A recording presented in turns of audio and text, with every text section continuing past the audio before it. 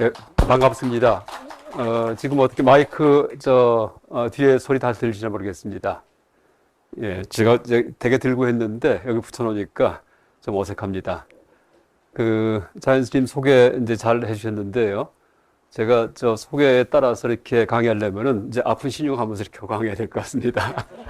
근데 생각같이 그렇게 뭐 중병은 아니고요. 약간 심장병이 있습니다. 심방세동, 부정맥이 심합니다. 뭐 여러분 부정맥 아시죠? 예, 그러니까 이제 심장이 가끔 가다가 불규칙 박동이 일어납니다. 그러면은 이제 그게 잘 회복이 안 되면은 또 약을 먹고 회복하고 하다가 아까 고생했습니다. 한 10년 이제 발병을 했는데 또 우리는 불교공 받아 보니까 뭔가 문제가 생기면은 그 실마리를 찾으면은 반드시 해결된다 하는 신념이 있습니다. 모든 게 연기하기 때문에. 그래서 연기한 거는 연멸시킬 수도 있기 때문에. 그래서 제가 연구하다가 한 4년 전에 치료법을 개발을 했습니다. 근데 병원 가서 얘기하면 야단 맞습니다. 뭐냐면은 이제 한 4년 전에 한 나흘이 멀다 하고 자꾸 발작이 와가지고 아주 고생하다가 약을 먹으면은 한 나흘 괜찮다가 또 발작을 해요. 근데 그게 이제 뭐가 문제냐 하면은 심방세동이 이제 여러분 그냥 의학 상식으로 제가 뭐 치과는 했지만은 내과는 아니지만은 약간 또 다 강의 포함됩니다. 심방세동이 이제 오래되면은요 이 심장 속에 피떡이 생긴답니다. 그러니까 이제 불규칙하기 때문에 그럼 그게 피를 돌다가 뇌로 들어가면은 뇌졸중이 된답니다. 그러니까 뇌졸중 환자의 거의 대부분이 심방세동이래요. 이게 뭐야 보면은요. 그래서 이제 본인 심장 뛰는 거를 잘 못 느끼거든 사람들이. 근데 간혹 짚어보시고서 불규칙할 경우에 이때는 이제 규칙적인지 한번 가끔 검토하시는 게 이게 좋습니다. 그래서 심방세동은 있는 것도 모르고서 갑자기 뇌졸중 때문에 병원에 갔다가 그 다음에 발견돼 가지고 치료하는 분들 많이 계십니다. 근데 한 10년 전에 이제 발병을 했는데 한 4년 전까지 고생했죠. 진짜 뭐 얘기하다가도 갑자기 덜커덕거리면은 나 집에 갈게 하고 갑니다.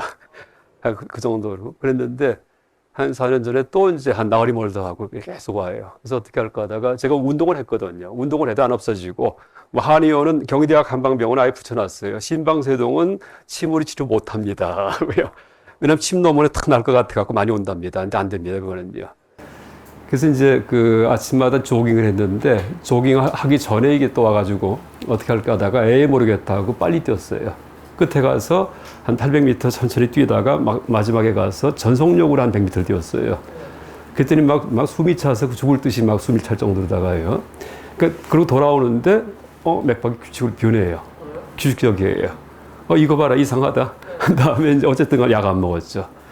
근데 나흘 있다가 또 와요. 그래서 이제 또 뛰자 해갖고서 이제 800m는 조깅, 마지막 100m는 아주 전속력으로 이러니까 또 회복이 돼요. 그래가지고 이제 이게 치료법이구나 하고 알아갖고 6개월 동안을 하루에 3번씩을 뛰었습니다. 그랬더니 완전히 돌아왔어요. 그래서 전혀 약도 안 먹고, 예. 그래서 이제 한 3년간을 갔다가 이제 잘 지냈습니다. 그랬는데 올 봄에 또 왔어요. 2월 달에. 그러니까 그렇게 뛰는데도. 근데 이제 지금은 어떻게 뛰냐 하면은 800m 조깅, 그러니까 매일 합니다. 그 다음에 한 번을 끝에 가서 100m를 전속력. 그랬는데 그게 좀 부족한가 봐요. 노화가 되니까. 그래서 또 이제 2월 달인가 또 다시 자주 오길래 이번에는 100m 달리기 하듯이 빨리 뛰는 걸 2번을 했어요. 그게 또 없어집니다. 그래서 지금 이제 자가 관리합니다. 그래서 이제 부처님 연기법이 약간 병도 마찬가지 연기합니다. 뭔가 관리가 잘못되든지 몸의 조건 때문에. 근데 연기한 것은 반드시 연멸이 있다는 얘기입니다. 그래서 실마리를 찾으면은 이제 반드시 이제 또 여러 가지, 물론 이제 더 나중에 또 심해지면 그때는 약도 먹어야지 되고, 뭐 시술도 받고 하겠지만은, 그러니까 문제가 뭐냐면 약을 먹어도 나중에 안 된답니다. 또 시술 받아도 또 재발한답니다. 그래서 가능한 한 약과 시술하지 않고 자가 이제 관리해가지고서 그렇게 돌리는 게 좋은데, 약간 이거는 여러분 흉내내지 마세요. 저한테만 해당되는 얘기이기 때문에. 왜냐면 막 뛰다가 또 돌아가실 수도 있습니다. 혹시 있는 분들은. 그래서 제가 이걸, 이제 무슨 치료법으로, 보편적인 치료법으로 제시하는 건 아닙니다. 검증 전혀 안 된 거고, 그러니까 저라는 특수한 상황에서만 해당되는 이제 그런 관리법입니다. 그래서 지금 아까 이제 자연 스님께서 내일 모레 이제 돌아가실 분처럼 이렇게 소개한 것 같아가지고서 제가 이제 조금 변명을 했고, 약간 뭐 요새도 마찬가지 여러 가지 이제 제가 관리합니다. 근데 가능한 약 안 쓰고 사는데 제가 뭐 민간요법 이런 거는 잘 안 따라요. 그러니까 제가 스스로 연구해갖고 제가 관리하는데 하여간 잘 유지합니다. 그래서 하여간 전보다 살은 한 4, 5kg 빠졌는데 이렇게 보면은 좀 헬스케졌다는 얘기를 많이 합니다. 근데 그 이유가 뭐냐면은 매일 달리기 때문에. 그러니까 하루도 안 빼고서 뭐 아침마다 이제 달리기 하고 100m 달리기 같이 하고 요새는 또 2번 뛰고요. 이러면서 하기 때문에 그래서 이제 어떤 분은 이제 그 마른 거 보고서는 건강해졌다 하는 분도 계시고 어떤 분은 옛날엔 통통해서 보기 좋았는데 지금 좀 말랐구나 이렇게 얘기하시기도 합니다. 그래서 이 정도 제가 변명을 하고요. 그 다음에 일단 강의 제목은 아마 포스터에 보셨듯이 명상이란 말이 붙었습니다. 명상. 근데 우리가 명상하면은 이제 그 보통 가만히 생각하는 거, 이제 다리 꼬고 앉아서 참선하는 거 이런 걸 떠올립니다. 또 하나 이제 상식으로 말씀드리면은 그 명상이란 말이 이제 그게 신조어예요. 여러분 그 대장경, 팔만대장경 아무리 뒤져도요 명상 이런 말 안 나옵니다.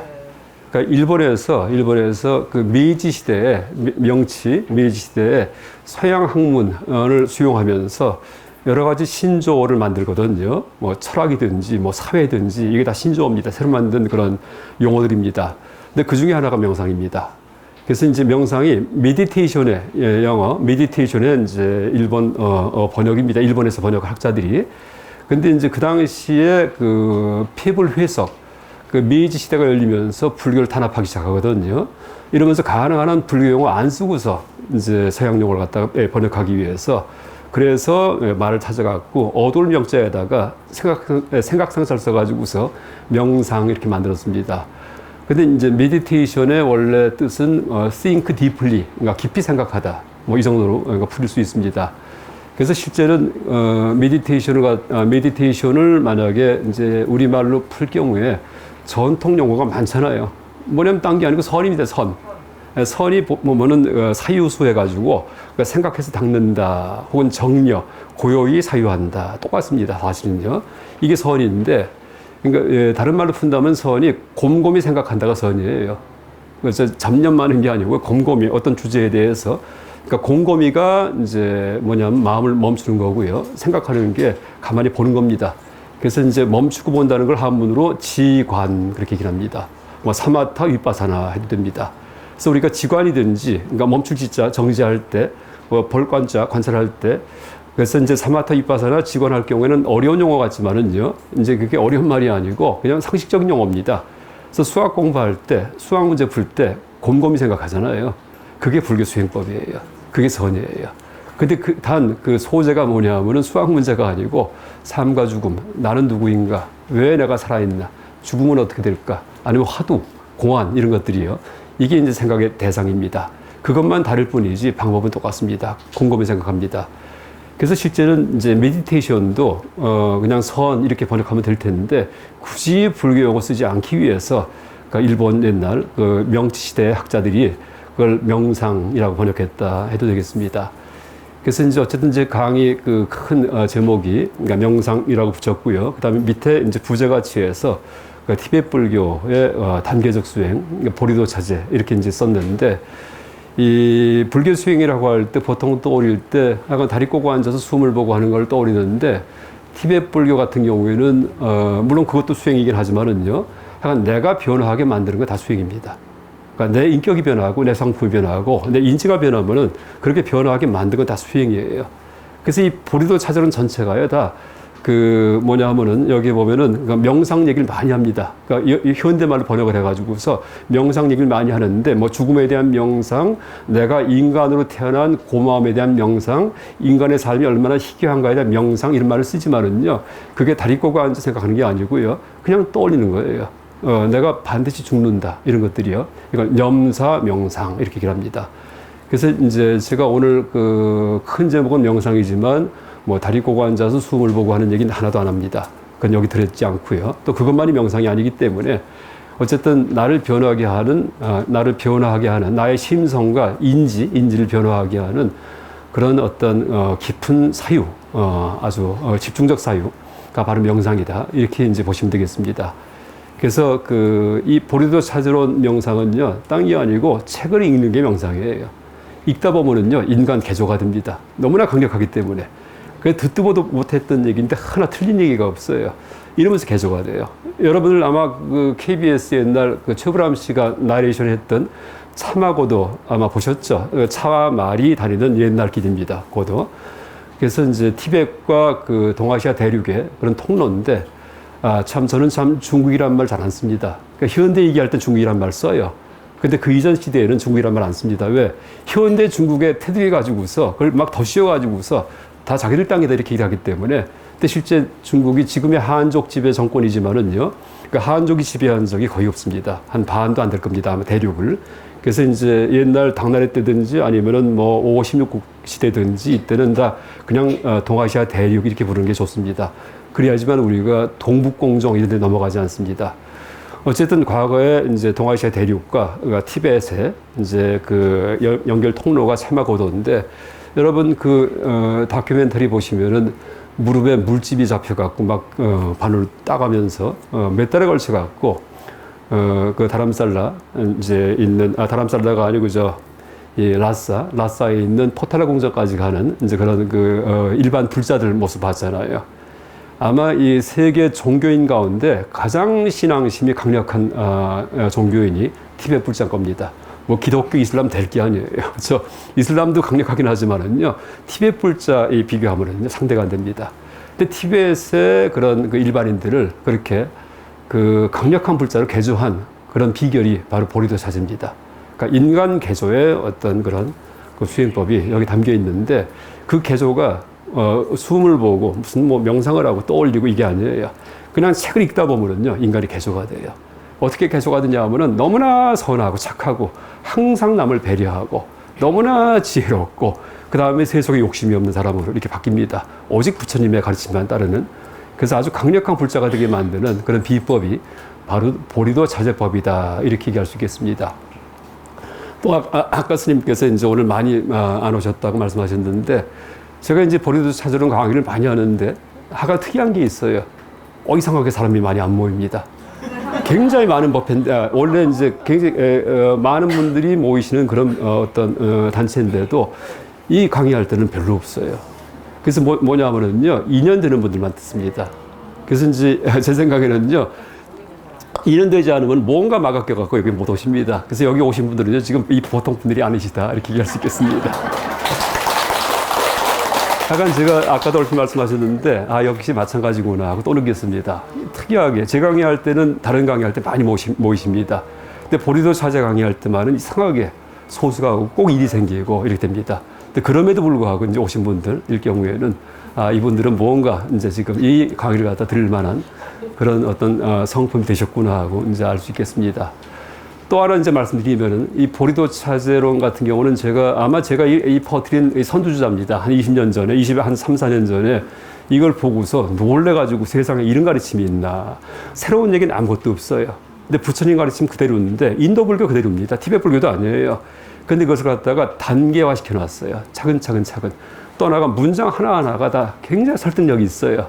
또 하나가 이 쪽가파 스님이라는 분이 저술한 책인데 당신 얘기가 별로 없어요. 다 경전 인용입니다. 근데 적재적소에서 인용을 해가지고서 아주 감동을 하고 인간 개조하게 하고 그렇게 만든 책입니다. 근데 이제 어떻게 개조하냐면은요, 우리가 이제 보통 사람이 감성이 있고 인지가 있죠. 인지는 뭘 아는 거. 그러니까 지성과 감성해도 됩니다. 그러니까 지성을 개조하는 것보다도요, 감성 개조에서 어마어마한 책이에요.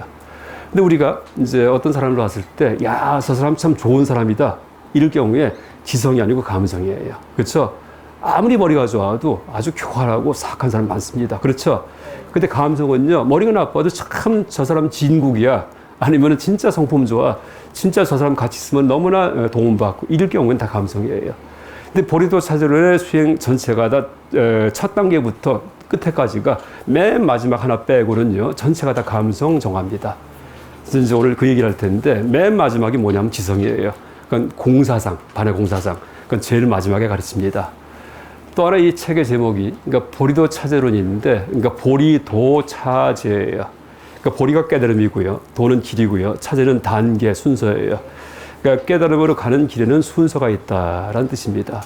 근데 왜 순서를 매겨냈냐 하면은, 이제 불교 수행할 때, 불교 수행의 목표가 뭐예요? 부처님 가르친 대로 내가 인간 개조가 되는 겁니다. 불교 만나기 전까지는 나는 그냥 축생 같은 사람이에요. 그냥 먹이 추구하고 섹스 추구하고 큰 집 살려고 그러고 큰 차 굴리려고 그러고 남과 비교하고 권력을 얻으려고 그러고 이름을 날리려고 그러고 하는 그런 축생같이 살았는데 이걸 만나고 나니까 개조가 돼요. 어떻게? 가장 지혜롭고 가장 자비롭고 이런 사람으로 바뀝니다. 그래서 이제 그렇게 인간 개조를 하기 위해서는요, 뭐예요? 단계적으로 차츰차츰 변화시켜야 된다라는 뜻입니다. 그래서 마지막에, 그러니까 성불할 때까지.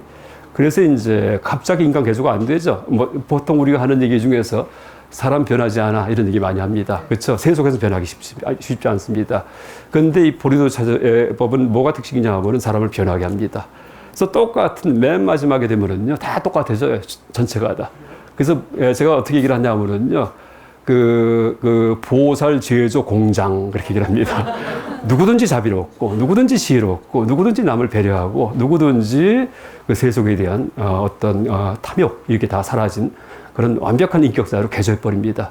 그래서 이제 이 차제란 말을 쓴 이유가 이렇게 사람 변하게 시키지만은 그걸 단계화 시켜놨기 때문에 차츰 변화하기 위해서 나중에 차마고도에서 보듯이 티베트 불자들 목숨 바쳐가지고서 평생 모은 재산 다 갖다 바치듯이 이런 식의 그런 어떤 아주 강력한 불자를 만드는 시스템이 바로 보리도 자제구나라고 얘기할 수 있겠습니다.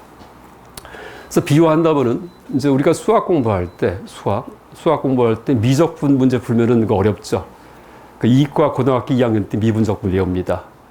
근데 수학에서 최고의 수학이 미적분인데 처음에 미적분 문제 배우려면은 어떻게 해야 됩니까? 뭐부터 해야 됩니까? 더하기 빼기부터 해야지 돼요. 초등학교 들어가서 손가락 가지고서 1, 2, 3, 4 이거부터 해야 됩니다. 그렇죠? 그러니까 1, 2, 3, 4 배운 다음에 더하기 배운 다음에 빼기 배운 다음에 뭐 배워요? 3학년 올라가서 곱셈 배우고 나중에 인수분해 배우고 나중에 뭐 그래프 좌표 배우고 그거 다 떼고 나야지만이 나중에 미적분 배웁니다. 그래야지 이해가 돼요. 근데 이제 이 수학에서 가장 고등 수학이 미적분이다 해가지고 초등학교 입학한 어린아이가 미적분을 공부하기 위해서 그 책을 뒤집니다. 이렇게 갖고 다니고 이럴 경우에 남들이 보니까 얘가 미적분 책을 갖고 다녀요. 버스 타고서는 이렇게 들치고 있는데 보니까 미적분 책이에요. 그건 존경하겠죠. 야, 저 수학 천재인가 보다. 근데 본인은 한 글자도 모릅니다. 그렇죠? 전혀 도움이 안 됩니다. 해치기만 하고 무겁기만 하고요.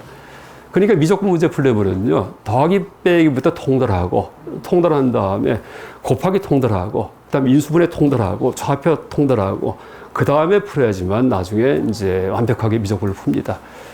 부처님 가르침도 마찬가지다. 그렇게 얘기합니다. 그래서, 그러니까 처음부터, 이게 불교의 끝은 지혜와 자비예요. 근데 여러분, 자비로워져라 할 때 자비로워져요? 안 됩니다. 훈련을 통해서 자비롭게 만듭니다. 또 하나, 여러분, 지혜로워져야 하면 지혜로워져요? 안 됩니다. 훈련을 통해서 지혜롭게 만듭니다. 이게 보리도 차제예요. 그래서 이제 얘기한다면은, 그러니까 이 수학에 비유할 때 가장 적절한데, 이 보리도 차제, 지금 이제 강의할, 여기에서 수학의 더하기 빼기에 해당하는 가장 기초가 문제가 뭔지 아세요? 제일 첫 번째 푸는 게 뭐냐면은요, 내가 인간인 것이 얼마나 소중한가, 이거부터 가르칩니다. 여러분 다 여기 인간이시죠? 당연히 인간이죠. 근데 이게 보통 일이 아니에요. 여러분 지금 키가 한 160, 170, 180 이렇게 되실 겁니다. 원래 그랬어요? 아니죠. 초등학교 때는 한 1m, 그죠? 100cm 정도. 아기 때는 더 작아요. 엄마 뱃속에서 작아요. 원래 처음 시작은요, 0.1mm예요. 뭘까? 수정란입니다. 여러분 다 수정란이었어요. 그렇죠? 점입니다. 수정란이 정자 난자만 나오면 수정란이 되는데 그 크기가 얼마쯤 될까요? 0.1mm 그렇게 일합니다. 깨알 하나가 한 1mm쯤 돼. 깨를 열로 쪼개면은요, 그러면 수정란이에요. 연필을 뾰족하게 깎아가지고서 종에 살짝 찍으면은 그러면 내 원래 키의 크기입니다. 누구든지. 그렇죠? 여러분 윤회한다고 할 때, 만약에 윤회한다면은요, 다시 그거부터 시작하셔야 됩니다. 윤회할 때 이런 모습이 탁 이러는 거 아니에요? 그렇죠? 그래서 이제 내가 원래는 점이었는데, 그러니까 수정란 보면은 세포기 때문에 세포 이제 질이 있고 세포 핵이 있어요. 그러니까 계란같이 이렇게 생겼습니다. 그래서 예, 동그란데 가운데에 이제 핵이 있는데, 물론 계란은 세포가 아니에요. 계란 전체는 다 태방 같은 거고, 세포는 노른자에 있는 조그만 점 찍힌 거, 그게 이제 DNA 들어가 있는 세포입니다. 근데 어쨌든 그게 수정란인데, 크기가 0.1mm짜리 누구든지 다. 그랬는데 나중에 크고 보니까 인간이에요. 이야, 로또구나. 이렇게 됩니다. 여러분 여기 태어날 때 내가 인간인데 태어나기 전부터 내가 사람 돼야지 하고 태어난 분 손 들어보세요. 없어요. 어쩌다 인간입니다. 어쩌다요. 그렇죠. 근데 이제 우리 삶의 시작이 수송난인데, 우리만 그런 게 아니고 강아지도 마찬가지예요. 저 암캐 자궁에 붙어 있는 점 하나. 쥐도 마찬가지예요. 저 쥐새끼 암놈 자궁에 붙은 점 하나. 개구리도 마찬가지예요. 개구리 알도 뭐냐면 그 중에 점 하나가 수송난입니다. 그러니까 개구리 같은 경우도 이제 보세요. 그 알 많이 났는데 그 점 하나가 수송난이에요. 그놈이 나중에 커가지고서 보니까는 올챙이에요. 에이, 망했다. 이렇게 됩니다. 그렇죠? 그러니까 어떤 놈은 커가지고서 이제 딱 보니까는 깽깽깽거리고 있고, 어떤 거는 뭐 찍찍거리고 있고, 어떤 놈은 올챙이가 돼가지고서 물고기 피해 당기고 있는데, 보니까 난 인간입니다. 보니까 이 보통 일이 아니에요. 그래서 이제 불전에 보면은요, 초기 불전에 보면은 부처님 가르친 가운데 맹구 우목의 비유 아시죠? 눈먼 거북이가 나무 판자 만나는 비유입니다. 맹구 우목. 그러니까 눈물 맹자에다가 거북구자에다가 만나루자 조우하다 나무 판자 이런 뜻인데, 어떤 비유냐 하면은요, 이제 이 사람 사는 세계가 다 나중에 말겁이 돼가지고 전부 다 물로 변해요. 바다로 변합니다. 그러니까 태평양 같은 바다로 변했습니다. 전체가 다. 근데 그때 눈먼 거북이 한 마리가 바다 속에 사는데, 이 거북이는 숨을 쉬어야 되죠. 그러니까 바다 위로다가 이렇게 올라와서 목을 내밀고 숨을 쉬어야 됩니다. 근데 이 눈먼 거북이가 몸이 굉장히 크답니다. 그러니까 부처님 가르침이에요. 맹구목의 비유, 자바암경에 나온 얘기입니다. 자바암경에 초기불전. 그래서 이제 숨을 쉬는데 몸이 크기 때문에 100년에 한 번 정도 이렇게 위로 올라온답니다. 100년에 한 번. 그랬다가 또 내려가서 헤엄치다가 또 올라오고 하는데, 이 물 바깥에 큰 나무 판자 하나가 막 떠다니고 있는데, 태평양 같은 바다에 딱 판자 하나가 떠다닙니다. 근데 가운데 구멍이 뚫렸답니다. 이렇게요. 근데 풍랑이 일어가지고서 이 나무 판자가 그냥 저 로스안젤레스 앞바다로 갔다가 오트리엘로 왔다가 일본 앞바다로 왔다가 왔다 갔다 해요. 근데 그때 눈먼 거북이가 우연히 그 숨 쉬려고 올라왔다가 보니까는 나무 판자가 마침 거기를 지나가고 있어갖고 탁 목이 껴요. 그 구멍에요. 그럴 수도 있겠죠. 근데 그게 확률적으로 거의 드물겠죠. 그 얘기를 부처님께서 하세요. 눈먼 거북이가 100년에 한 번씩 숨 쉬려고 물 위로 올라올 때 목이 끼는 거, 이거보다도 더 힘든 것이 지금 인간으로 사는 사람이 내 생에 또 인간 이상 되는 것이다. 이렇게 하세요. 와, 무시무시합니다. 여러분, 이 초기 불전에 보면은요, 왜 부처님께서 뭐 하늘 날아가 우주 날아가셨다 이런 얘기 나옵니다. 그거는 믿거나 말거나 조금 그래요. 또 뭐 신통방통해서 뭐 광명이 이것도 신화 아닌가 이럴 수도 있어요. 근데 지금 이 얘기는요, 합리적인 얘기예요.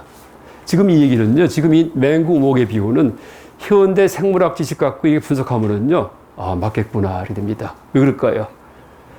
여러분, 지금 수송난이 어마어마하게 많아요. 지금 개미, 모기 딱만 봐보세요. 개미 수송난 드글드글하죠? 모기 드글드글하죠? 물만 들어가면 잠자리 수송난이 있죠? 여러분, 명태 보시죠? 명태, 동태, 알이 얼마나 많아요. 그렇죠? 그놈 하나하나가 다 물고기 됩니다. 그렇죠? 다 점 하나예요. 나랑 키가 똑같았습니다. 근데 어떤 놈은 커가지고서 물고기가 돼서 잡아먹히고 있고, 어떤 놈은 커가지고서 인간 로또구나 이렇게 됩니다. 그래서 여러분, 여기에 앉아 있는 것 자체가요, 이게 보통 일이 아니에요. 왜? 우리가 죽은 다음에 다시 그 세계에 들어가서 새로 출발해야 됩니다. 그렇죠? 평등하기 때문에, 생명이 평등하기 때문에. 만약에 인간이 또 내 생에 또 인간만 된다면은요, 그러면 닭과 돼지, 개가 머리에 띠들고서 데모합니다. 그렇죠? 물러가라 우선 이렇게 됩니다. 왜? 불평등하기 때문에. 그래서 우리 인간이요, 도대체 내 생에 인간 될 리가 없다는 얘기예요. 그게 눈먼 거북이의 비유입니다. 그러니까 눈먼 거북이가 근데 이제 그 비유에서 또 기가 막힌 게 부처님 가르친 보면은요, 눈먼 거북이는 그나마 언젠가는 나무 판자를 만날 것이다. 언젠가는요, 저 몇백억 년 지나면은요. 근데 인간이 또 내 생에 인간 이상 태어나는 거 그보다 힘들다 이렇게 되어 있어요. 똑같다가 아니고요, 그보다 힘들다예요. 그러니까 여러분 지금 인간이지만, 근데 물론 이렇게 됩니다. 그냥 대충 살 경우에 남들처럼 먹이 추구하고 섹스 추구하고 큰 거 추구하고 짐승같이 살 경우에, 그렇죠? 여러분 다들 짐승처럼 살아요. 법에 안 걸릴 정도 한도 내에서 큰 집 사고 큰 차 굴리고 권력을 추구하고 뻐기고 하는 게 다 뭐예요? 라이온킹 같은 걸 지향하는 겁니다. 그렇죠? 이럴 경우에 그렇다는 얘기예요. 그래서 제가 이제 여기에 오신 분들, 아주 귀한 분들이 한 말씀이 바로 그겁니다. 그냥 어제도 다 힘드셨을 텐데, 그럼에도 불구하고 다시 또 법을 듣기 위해서 오신 분들, 이런 분들은 걱정하지 않으셔도 됩니다. 근데 어쨌든 이제 내가 인간인 게 이 부처님 가르침에 의거할 때, 기가 막히구나. 또 하나, 현대 생물학 지식 갖고 가만히 우리가 이제 그걸 분석해 보더라도 딴 건 몰라도 그 말씀은 맞겠구나 하고 이제 알 수 있겠습니다. 그게 보리도 차지의 첫 번째 문제예요. 덕이 빼기예요. 근데 이제 이 눈먼 거북이 비유도 이 책에 나오지만은요, 그걸 구구절 써놓습니다. 또 하나 비유가 있어요. 이것도 역시 자방경에 나오는 경전인데, 경 이름이 조갑경이에요. 가수 이름 아시죠? 조갑경, 똑같습니다. 조자가 손톱 조자입니다. 갑은 껍질 갑자. 그 다음에 경전. 조갑경이라는 자방 경전인데, 여기에 어떤 비유가 있냐 하면은, 약간 초기불전에 보면, 초기불전이 부처님 가르치는 것 가장 가깝다는 얘기 하잖아요. 어딜 뒤지더라도 인간이 또 인간 태어나기 쉽다는 얘기 딱 한마디에 붙습니다. 거의 불가능하다. 이 말씀만 있어요. 그런 비유 중에 하나인데 흔히 알려지지 않은 비유입니다. 이제 조갑경에 대한 비유인데 조갑토자입니다. 부처님께서 제자들 쭉 거느리고서 이제 계시다가 갑자기 땅에서 흙을 푸세요. 손톱으로 이렇게 흙을 갖다 건지십니다. 그 손톱에 흙이 올라갔어요. 그 다음에 인도는 그 산이 별로 없고 평야입니다. 평야. 그래서 이제 뭘 얘기하시냐 하면은 이 손톱 위의 흙하고 저 대지의 흙하고 어느 게 더 많냐, 양이 이렇게 물어보세요. 문제가 쉽죠. 대지의 흙이 많습니다. 상대가 안 되잖아요. 그랬더니 부처님 말씀이 뭐냐면은요. 지금 인간으로 사는 사람 가운데 내 생에 또 인간 이상 태어날 사람은 손톱 위의 흙처럼 적고 숫자가 그 다음 내 생에 뭐예요? 짐승, 아기, 지옥 갈 사람은 대지역처럼 많다. 이렇게 얘기하세요. 와, 무시무시합니다. 그러니까 부처님께서 출가했다가 나중에 성도하신 다음에 돌아오신 다음에 석가족들 다 출가시키잖아요. 왜? 자기 형제들, 사촌들, 당신 이분들한테 해줄 수 있는 가장 좋은 일은 출가하는 겁니다. 그래서 동물성에서 벗어나가지고, 그렇죠? 이제 그런 이제 그 나중에 내 생에 험한 일 당하지 않는, 험한 일 당하는 게 뭐냐면 짐승되고 그 다음에 뭐예요? 악이 지옥 가면 험한 일입니다. 그래서 이제 그 사람 어떤 삶의 방향 가운데 가장 바람직한 것은 출가다라고 그렇게 이제 얘기할 수 있겠습니다. 어쨌든 첫 번째 문제가 여러분 기가 막히잖아요. 조갑경. 그러니까 조갑경에 보면 그 비유만 있는 게 아니고, 그 경전도 참 대단합니다. 내용이. 이제 이 손톱이 흙을 올려놓으시고서 또 어떤 얘기 하시냐면은 생명체 가운데 부모 있는 생명, 부모가 있는 것을 아는 생명은 손톱이 흙처럼 적고 부모가 있는 것을 모르는 생명은 대지 흙처럼 많다. 이렇게 얘기하세요. 이거 무슨 얘기일까요? 우리는 부모가 있는 거 알아요. 내가 고아라고 하더라도 어머니 아버지가 나를 낳는구나 하고 알잖아요. 그래서 내가 고아라고 하더라도 뭐예요? 보모든지 선생님이든지 누가 나를 키워줍니다. 고아이든지 간에. 그래서 새끼 때, 아기 때 힘이 없을 때 뭐예요? 성체의 양육을 받아요. 보호를 받고요. 이게 인간이에요. 인간만 그런 게 아니고 개도 마찬가지예요. 여러분 개, 강아지 새끼 낳아보세요. 싸나집니다. 왜? 자기 새끼 건드릴까 봐 무서워집니다. 돼지도 마찬가지예요. 다시 말해 포유류. 포유류는 뭐예요? 어미의 보호를 받습니다. 또 하나가 조류, 새. 새도 목숨 바쳐갖고 새끼를 보존하죠. 이 두 가지 종만이 어미가 보호를 하고 나머지는요 싸고 날아갑니다. 그래서 이 물고기도 마찬가지에 알 나놓고요 날아갑니다. 가버립니다. 그러니까 이 개구리도 마찬가지에 알 나놓고서 그 다음에 가버립니다. 올챙이는 자기 아버지 엄마가 개구리인지 모릅니다. 혼자 태어난 줄 알아요. 깨어보니까 혼자예요.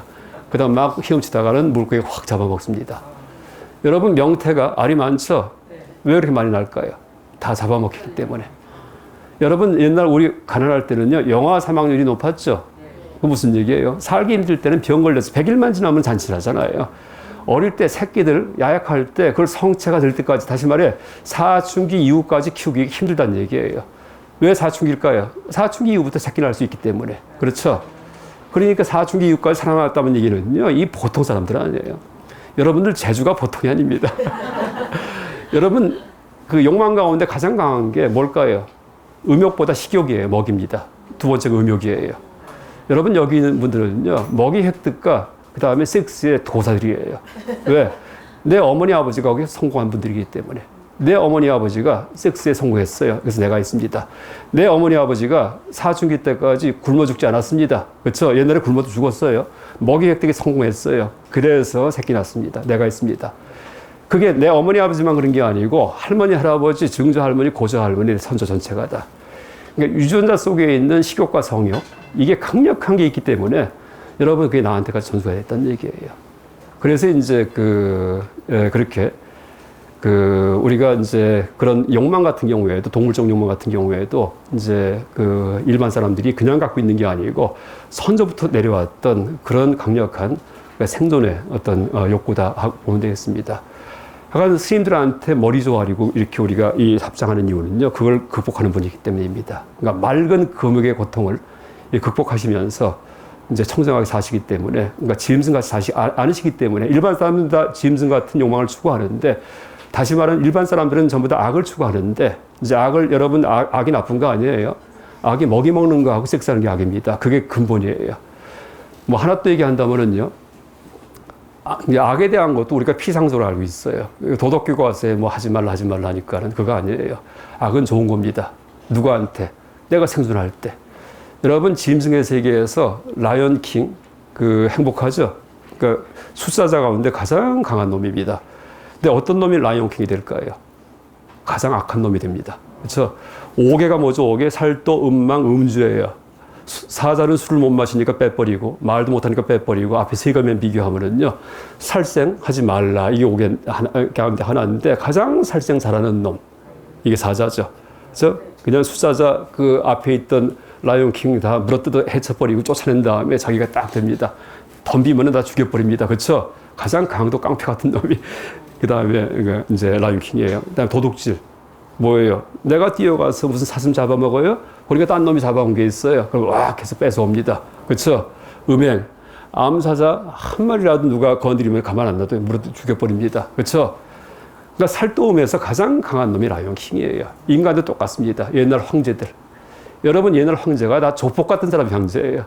지금 조폭들은 시대를 잘못 만나갖고 뒷골목에서 막 이러고 앉았는데, 옛날 같으면 전부 다 항우든지 막 유방이든지 돼가지고서 그래서 싸움하던, 그래서 온 삼천국녀 거느리고, 암사자 거느리듯이 이게 옛날 이제 황제들입니다. 근데 거기에 부처님이 나타나셔가지고요, 인간 사회에 뭐예요? 선을 갖다가, 선의 공간을 갖다가, 저 행복의 오아시스, 평화의 오아시스를 만드신 분입니다. 이게 불교의 역할입니다. 그래서 짐승 사회가 다른 게 바로 뭐예요? 종교 때문입니다. 종교. 그렇게 볼 수 있겠습니다. 어쨌든 여러분, 제일 처음에 이제 보리도 자선에서 가르치는 게 내가 인간인 게 얼마나 희귀한 일인가라고 생각할 수 있는데, 또 하나 이제 제가 악을 얘기했는데, 이제 악도 보세요. 악이 나쁜 게 아니고 좋은 겁니다. 뭐에? 동물적 행복에 위해서 좋은 거고, 법에 걸리지 않는 한 일반 출가하지 못한 사람들은 전체가 다 악을 추구한다. 좀 명심하시기 바랍니다. 그래서 이제 그런데 불구하고, 그러면은 악을 추구하지 왜 선을 추구하라고 부처님께서 가르치셨나? 악은 일시적이에요. 라이온킹 올라가 봤자 한 3년 못 가서 다시 2인자한테 쫓겨납니다. 그래서 비를 먹고 삽니다. 그다음부터요. 그렇죠? 여러분, 권력무상 아시죠? 화무 11홍. 또 힘센 놈이 있으면은요, 가만 안 놔둡니다. 이게 악의 세계입니다. 그러니까 조폭도 마찬가지고요. 그래서 이제 영원한 행복은 그렇게 바깥에서 악을 추구해서 얻어지는 행복은 영원하지 않다. 거꾸로 그렇게 악을 추구하는 그러니까 다시 말해 악을 추구하는 게 번뇌예요. 탐욕, 분노가 전부 다 그 원천은요, 그러니까 입과 성기입니다. 먹이와 섹스 딱 2가지입니다. 탐욕의 원천은 먹이하고 섹스고요. 그다음에 이걸 내가 가지려는데 경쟁에다가 생기면 분노를 하게 됩니다. 그래서 모든 번뇌는요, 여러분 몸에 있는 가운데 있는 기관 2가지입니다. 입과 성기다 이렇게 하시면 되겠습니다. 그걸 절제하는 것이 출가의 길입니다. 그걸 절제하고 그걸 가장 최소한 시키고 이제 하는 것이 그러니까 출가 고도의 길이고, 이제 그렇게 사는 것이 이제 짜릿한 행복은 없지만은 영원한 행복의 길이다, 영원한 평화의 길이다라고 보면 되겠습니다. 어쨌든 지금 여러분 여기에 제가 이제 이 유인물을 보셨는지 모르겠지만은 길게 써놓은 것 중에서 지금 딱 한 문제 한 겁니다. 한 문제. 첫 번째 더하기 빼기입니다. 이러면서 올라가요. 그러니까 야, 내가 인간인 게 참 기가 막히구나 일단 느끼셨죠. 근데 여기에 틀린 얘기 없잖아요. 하나 틀린 얘기 없습니다. 이러면 설득을 해요. 그 다음에 가르치는 게 뭐냐면은요, 그 다음에 죽음에 대한 명상이에요. 나는 반드시 죽는다. 여러분 하사도에 C의 A번 보십시오. 죽음에 대한 명상 써 있죠. 죽음에 대한 명상. 여러분 이제 일단 인간으로 내가 참 태어난 게 참 기가 막혀요. 이 삶이 너무나 행복하지만 어쨌든 이게 참 귀한 삶인데 가만히 보니까 언제 끝날지 몰라요. 근데 이 얘기를 구구절절히 해요. 누구든지 죽는다. 반드시 온다. 여러분 죽음 진짜 무서워요. 여러분 코로나19든지 독감 오면요 별로 안 무서워요. 병원 가면 되기 때문에. 내가 독감을 알아본 적이 있기 때문에 옛날에 목이 붓고 침장 길 때 아프고 고생스럽고 막 팔이 쑤시는데 그래도 이거는 한번 겪어봤기 때문에 잘만 가려면 낫겠다예요. 근데 죽음? 이거 내가 경험해 본 적이 없어요. 여러분 죽음 한번 떠올려 보세요. 떠올린 적도 별로 없지 않을까요? 근데 죽는 순간이 어떤 순간이냐 하면은요, 내가 죽고서 남아있고 이런 거 아니에요. 죽는 순간이 온 우주가 폭발하는 순간입니다. 온 우주가. 그렇죠? 나에 대해서. 그렇죠? 나만 죽고. 옛날 다른 종교에서 휴거란 말 했었죠? 그 웃기는 얘기입니다. 누구한테든지 휴거 이상이 옵니다. 언제? 내가 죽을 때입니다. 그렇죠? 뭐 10년 있다가 지구가 폭발한다? 이거 문제가 안 돼요. 왜? 그전에도 내가 죽을 수 있기 때문에. 그러니까 지구 폭발 아니고 우주 폭발 사건이 앞으로 온다는 얘기예요. 누구든지요. 전 우주가 다 깨지는 사건이요. 이게 죽음이에요. 기가 막힙니다. 근데 언제 올까요? 한 90까지 내가 살겠지? 그럴 리가 없다는 얘기예요. 내일이 먼저 올지, 내 생이 먼저 올지 아무도 모른다. 이게 그 구절 중에 하나입니다. 쫑까파스님의 말씀이에요. 또 하나가 길을 걸어가다가 돌아보니 지옥이더라. 이런 말도 있어요. 길을 가다가 탁 차에 치면 그냥 죽잖아요. 그러니까 길을 걸어가다가 돌아보니 지옥이더라. 이런 말도 있습니다. 또 어떤 말이 있냐면은, 그러니까 죽음에 대한 명상이 있는데, 제가 이제 한 몇 페이지에 걸쳐 갖고 죽음에 대해 묘사를 합니다. 죽음에 대해서. 근데 그게 구절들이 맞는 말이에요. 하나하나가 다. 또 어떤 말이 있냐면은, 아까 이제 말씀드린 거, 그러니까 내일이 먼저 올지, 내 생이 먼저 올지 모른다? 그렇네. 그 다음에 길 가다가 돌아보니 지옥이더라. 그렇네. 내가 수행하지 않았다면, 수행이 뭐냐면 착해지는 겁니다. 착하면은 그나마 내가 또 인간 태어납니다. 그런데 그렇지 않으면은요, 그냥 다 사막도에 떨어집니다. 또 하나가 이제 어떤 말이 있냐면은, 이건 제가 이제 암기를 하는데 너무나 멋진 말이기 때문에 우리의 삶에 대해서 묘사하는데, 절벽에서 떨어질 때, 절벽에서 번지 점프 아시죠? 절벽에서 떨어질 때 하늘을 난다고 기뻐하지 말지어다. 이렇게 얘기하세요. 우리의 삶이에요. 우리의 삶이 번지 점프 할 때 줄 먹지 않고 떨어지는 삶이다. 이렇게 얘기를 합니다. 그러니까 여러분, 저는 번지 점프 좀 못합니다. 해본 적도 없고 하루에도 돈을 얼마 줘도 싫습니다. 근데 그거 즐기는 분들 계세요. 왜? 재밌기 때문에. 그렇죠? 그 하늘 나는 재미입니다. 그런데 보니까 발에 줄을 안 묶었어요. 그럼 박살나죠. 이게 우리의 삶이에요. 우리한테 죽음이 올 때 마치 서선에 해가 지듯이 뉘엿뉘엿 오면은 좀 편안해요. 내가 90살 죽는다 이 확정도 있죠. 이러면 한 85세까지는 재밌게 놀다가 한 5년만 죽음 준비하고 이러면 됩니다. 근데 언제 올지 모릅니다. 마치 절벽에서 떨어진 것처럼 그냥 온 우주가 탁 박살나는 얘기예요. 그러니까 절벽에서 떨어질 때 하늘을 난다고 기뻐하지 말지어다. 너무 맞는 말 아니에요. 이런 식의 묘사를 합니다. 그래서 나중에 혹시 이 책을 보시면은 보다 보면은요, 그런데 하면서 겁이 나요. 또 하나, 이제 아까 인간으로 태어난 소중함 얘기했잖아요. 요거 명상을 계속 해야지 돼요. 그래서 내가 이게 체득이 되면은요, 인간 삶이 참 귀중하구나. 내 삶이 지금 하나하나가 소중하구나. 이 마음이 매일매일 들어요. 그러면 그 다음 진도 넘어갑니다. 이제 수학에 비유한다면은, 그러면은 더하기 빼기 다 통달했기 때문에 곱하기 문제 풀 수 있다는 얘기입니다. 이 보리도 사전으로는요, 절대 앞에 문제가 안 끝나면은, 앞에 심성이 나한테 체득이 안 되면은요, 다음으로 나가면 안 돼요. 그럼 앞에 심성이 체득됐는지 안 됐는지 이걸 어떻게 알까요? 스승한테 물어봐요? 스승은 몰라요. 천지를 물속으로 날아도 한길 사람 속은 모르기 때문에. 여러분, 아라한도 몰라본 됩니다. 아라한도 본인만 압니다. 뭐 그 얘기도 한다면은, 왜 그럴까요? 나한테 번뇌가 있나 없나 내가 잘 알지 누가 알아요. 그렇죠? 겉으로 아무리 신용하더라도요, 탐욕이 나한테 있나, 음욕이 있나, 재물욕이 있나, 권력욕이 있나, 명예욕이 있나, 내 꼬라지 내가 제일 잘 압니다. 그렇죠? 나한테 분노가 있나, 사촌의 땅을 사면 배가 아픈가, 질투심이 있나, 누가 좀 잘 됐기 때문에 마음이 흔들리나, 이런 것들이 내가 잘 압니다. 그러면 깨달은 사람은 아니에요. 그렇죠? 사촌의 땅을 사면 흐뭇하고 진짜 기쁘고, 사촌이 아니고, 그 다음에 누가 이제 뭐 어떻게 하더라도 전혀 마음에 동요가 없고 그걸 내가 알잖아요. 그래서 아라한도 그게 뭐냐면, 그걸 보통 불교 전문 용어로 해탈직연 그렇게 얘기해요. 우리 예불 할 때 5분 향례 있죠. 계향, 정향, 해향, 해탈향, 해탈직연향. 해탈했다는 자각입니다. 그게 있어야 돼요. 근데 남이 모릅니다. 그거는요. 왜? 너무나 상식적인 얘기예요. 내 속마음 내가 알죠. 그러니까 탐욕이 나한테 있나? 재물욕, 뭔가 음욕, 그다음 명예욕 같은 것들, 분노가 있나, 질투가 있나, 내가 잘 알죠. 번뇌인데 또 하나 있어요. 지적으로 치심이 있나? 치심이 뭘까요? 세상에 대해서 내가 의문이 있나? 나는 누굴까? 이거 내가 답할 수 있나? 내가 왜 태어났나? 이거 누가 물어볼 때 내가 그 사람 이해하게끔 답해줄 수 있나? 죽으면 어떻게 될까? 이것도 명료하게 답해줄 수 있나? 믿음이 아니고 내가 못하겠어요. 그럼 나는 깨달은 사람 아니에요. 그래서 이제 탐진치가 있나 없나를 갖다가 내가 확증합니다. 그래서 세 가지가 다 없어요. 나한테 탐욕도 없습니다. 수행을 많이 했기 때문에. 분노가 전혀 안 돼요. 모든 게 다 너무나 가엾어 보이고 모든 생명체가 이렇게 됩니다. 그다음에 치심도 없어요. 모든 지적인 철학적 문제, 종교적 의문들 누가 뭘 물어봐도 내가 답해갖고 그 사람을 편안하게 해줄 수 있어요. 그럼 그럼 나는 알아 아니구나 이렇게 됩니다. 그게 해탈지견이에요. 해탈지견. 그러니까 이제 보세요. 사람으로 태어난 고마움에서 내가 이제 인간인 것 자체가 기가 막힙니다. 내가 아침에 일어날 때 수도꼭지 틀면 물이 촥 나오죠. 야, 기가 막혀. 세상에 이 맑은 물이 막 나옵니다. 그렇죠? 여러분 김치 한 조각에다가 찬밥에 물 말아 먹죠. 이 보통 행복이 아니에요.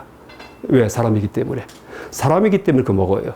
왜? 들짐승과 비교하면은요, 이건 상대가 안 되는 행복이에요. 모든 들짐승의 공통점은 찢어지게 가난한 겁니다. 사자도 아침에 일어나면 사자가 먹을 게 아무것도 없어요. 그러나 빌어먹으러 나가야 됩니다. 잡아먹으러. 그렇죠? 코끼리도 먹을 게 아무것도 없어요. 냉장고가 없기 때문에. 우리는 냉장고 있잖아요. 김치가 있잖아요. 찬밥 있잖아요. 그거는 생명의 세계에서 저 꼭대기의 꼭대기예요. 그렇죠?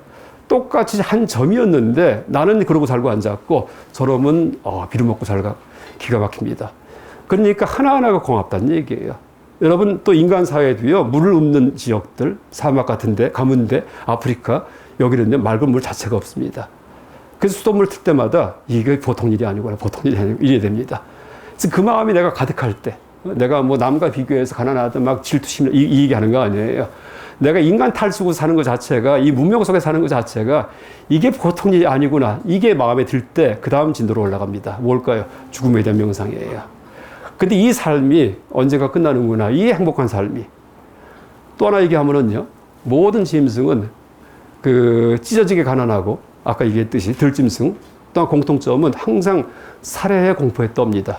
또 죽을 때는 반드시 살해당합니다. 잡아먹힙니다. 사자도 마찬가지예요.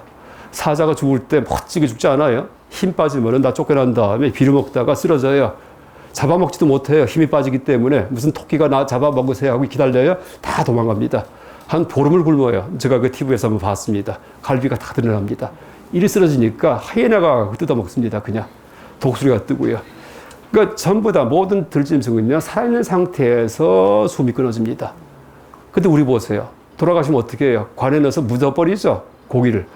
어이구 아까워라 이렇게 돼버립니다. 이 보통 일이 아닙니다. 그래서 우리가 이제 인간이라는 최면 속에 빠질 경우에는요, 불교를 몰라요. 그때는요, 부처님 가르침이 얼마나 위대한지 모릅니다. 그러니까 문명의 최면에 빠져 있을 경우에는요, 불교를 모릅니다. 근데 죽은 다음에, 우리가 죽은 다음까지 해결하기 위해서 불교 공부하는 겁니다. 우리가 죽은 다음에 다시 시작해야지 돼요. 모든 생명의 세계에서. 그때 내가 또 인간 될 수 있을까? 왜 인간이 소중할까? 이것도 우리가 내가 인간답게 살고 있는 걸 봐야 됩니다. 인간답게 사는 게 뭘까요? 착하게 사는 겁니다. 왜 그럴까요? 여러분 지금 행복하신데 행복한 이유가 뭘까요? 내가 힘이 강하기 때문에. 사자 안 무섭죠? 사자. 우리에 가다 놨기 때문에. 코끼리 안 무섭죠? 그 아프리카 가끔 여행도 가죠? 찝차에 타고서는 저기 뭐 세렝게티 초원 같은데 막 사자 뛰어다니는 거 보면서도 폼 잡고 있죠? 왜 그래요? 문명 때문이에요. 총도 있고 옆에서. 그렇죠? 가이드가. 그 다음에 찝차에 타고 있고 멋지잖아요. 근데 그거 내가 만들었어요? 아니에요. 다 남이 만들어준 겁니다. 여러분 지금 옷 입고 계시죠? 스스로 만들어서 입고 계신 분 손 들어보세요. 없어요. 그렇죠? 하나 내가 만든 게 아무것도 없어요. 다 남의 힘에 의존합니다. 인간이 짐승이에요. 짐승의 원어가 중생입니다. 짐승. 근데 최강의 짐승이에요. 그러니까 생물학 용어로 표현한다면 최강의 포식자예요. 잡아먹히지 않고 잡아먹고만 삽니다. 왜 그럴까요? 강력한 문명 때문이에요. 다시 말해 내 혼자 힘이 강해서가 아니고 내가 발톱이 있고 이빨이 있고 막 힘이 세고가 아니에요. 사자 1대1로 한번 사자랑 견져보세요. 아이고 그냥 물어도 목 물려가고 그냥 고기입니다. 그렇죠? 근데 사자 앞에서 폼자는 이유가 문명 때문이에요. 몇십만 년 동안 내려왔던 문명의 누적 때문에. 또 하나 지금 다들 우리가 행복한 이유가 남들이 해준 것들, 뭐 돈을 주고 샀건 말건 간에 이것 때문에 가장 짜릿한 행복을 느끼고 살아가는 겁니다. 그러니까 어떻게 돼요? 인간 사회의 문명의 역할이, 문명의 그 비결이 뭘까요? 남과의 협력이에요. 서로 내가 아는 걸 남에게 전해주고, 그렇죠? 그 다음에 전해받고 하면서 이게 선입니다. 선과 악은 인간계에만 있어요. 명심하십시오. 윤리는요. 짐승의 세계는 악만 있어요. 나쁘다는 얘기가 아니고 악을 추구해야지만 살아남습니다. 아주 극악합니다. 짐승들은요. 나쁘다는 얘기가 아니에요. 그러니까 생존하기 위해서. 사람의 세계는 선과 악이 다 있어요. 근데 그러니까 어떻게 돼요? 내가 뼛속까지 선해야지만 여러분 죽은 다음에 어디 갈까요? 내 감성에서 가고 싶은 데 갑니다. 내 감성이 뼛속까지 선해야지만 나중에 문명사에 또 태어난다는 얘기입니다. 그러니까 내 뼛속까지 남을 배려하는 마음이 있는 사람만, 있는 생명체만이 또 남과 함께 사는 데 된다는 얘기입니다. 그럴 거 아니에요. 여러분 지금 강의 끝나면 어디 가실 거예요? 가고 싶은 데로 가죠. 죽은 다음도 마찬가지예요. 가고 싶은 데로 갑니다. 내가 살면서 나만 위해 살았죠. 그러면 나만 위하는 생명체를 태어나요. 뭘까요? 짐승입니다. 그렇죠? 남을 위하지 않고. 근데 남을 위하고 항상 남 배려하고 살았죠. 사회성. 이럴 경우에는 뭐예요? 꼭 인간계가 아니라 하더라도 우주에 있는 어디에 태어난다 하더라도 ET라고 하더라도 뭐예요? 고등문명을 가진 ET한테 태어난다는 얘기예요. 외계인한테. 여러분 외계인이라고 하더라도 외계인도 비행접시 만약에 외계인이 있다면은 비행접시 타고서 여기 왔습니다. 비행접시를 혼자 만들었을까요? 망치 갖고 막 쇠를 두드려 갖고서 그럴 리가 없죠. 몇백만 년 문명이 누적돼야지만 그 정도 만듭니다. 시간 초월을 하기도 하고 하는 게 여러 생명체의 그런 그 협력, 그 다음에 문명의 누적, 정보와 지식에 이래야지만 그런 비행기도 만들고 이럴 수가 있습니다. 그러니까 우주에 어디에 사는 생명체라고 하더라도 고등문명일 경우에는 협력해서 사는 존재들이에요. 협력해서. 과학기술이 있으려면은요. 바로 인간입니다. 그렇기 때문에 이제 내가 내 생에 행복하려면은 어떻게 돼요? 잡아먹히지 않아야 됩니다. 다시 말해, 협력하는 고등문명. 그러니까 포식자가 돼야지 피식자가 되면 안 된다는 얘기입니다. 이러려면은 내 뼛속까지 착해야 되겠다라고 우리가 알 수 있겠습니다.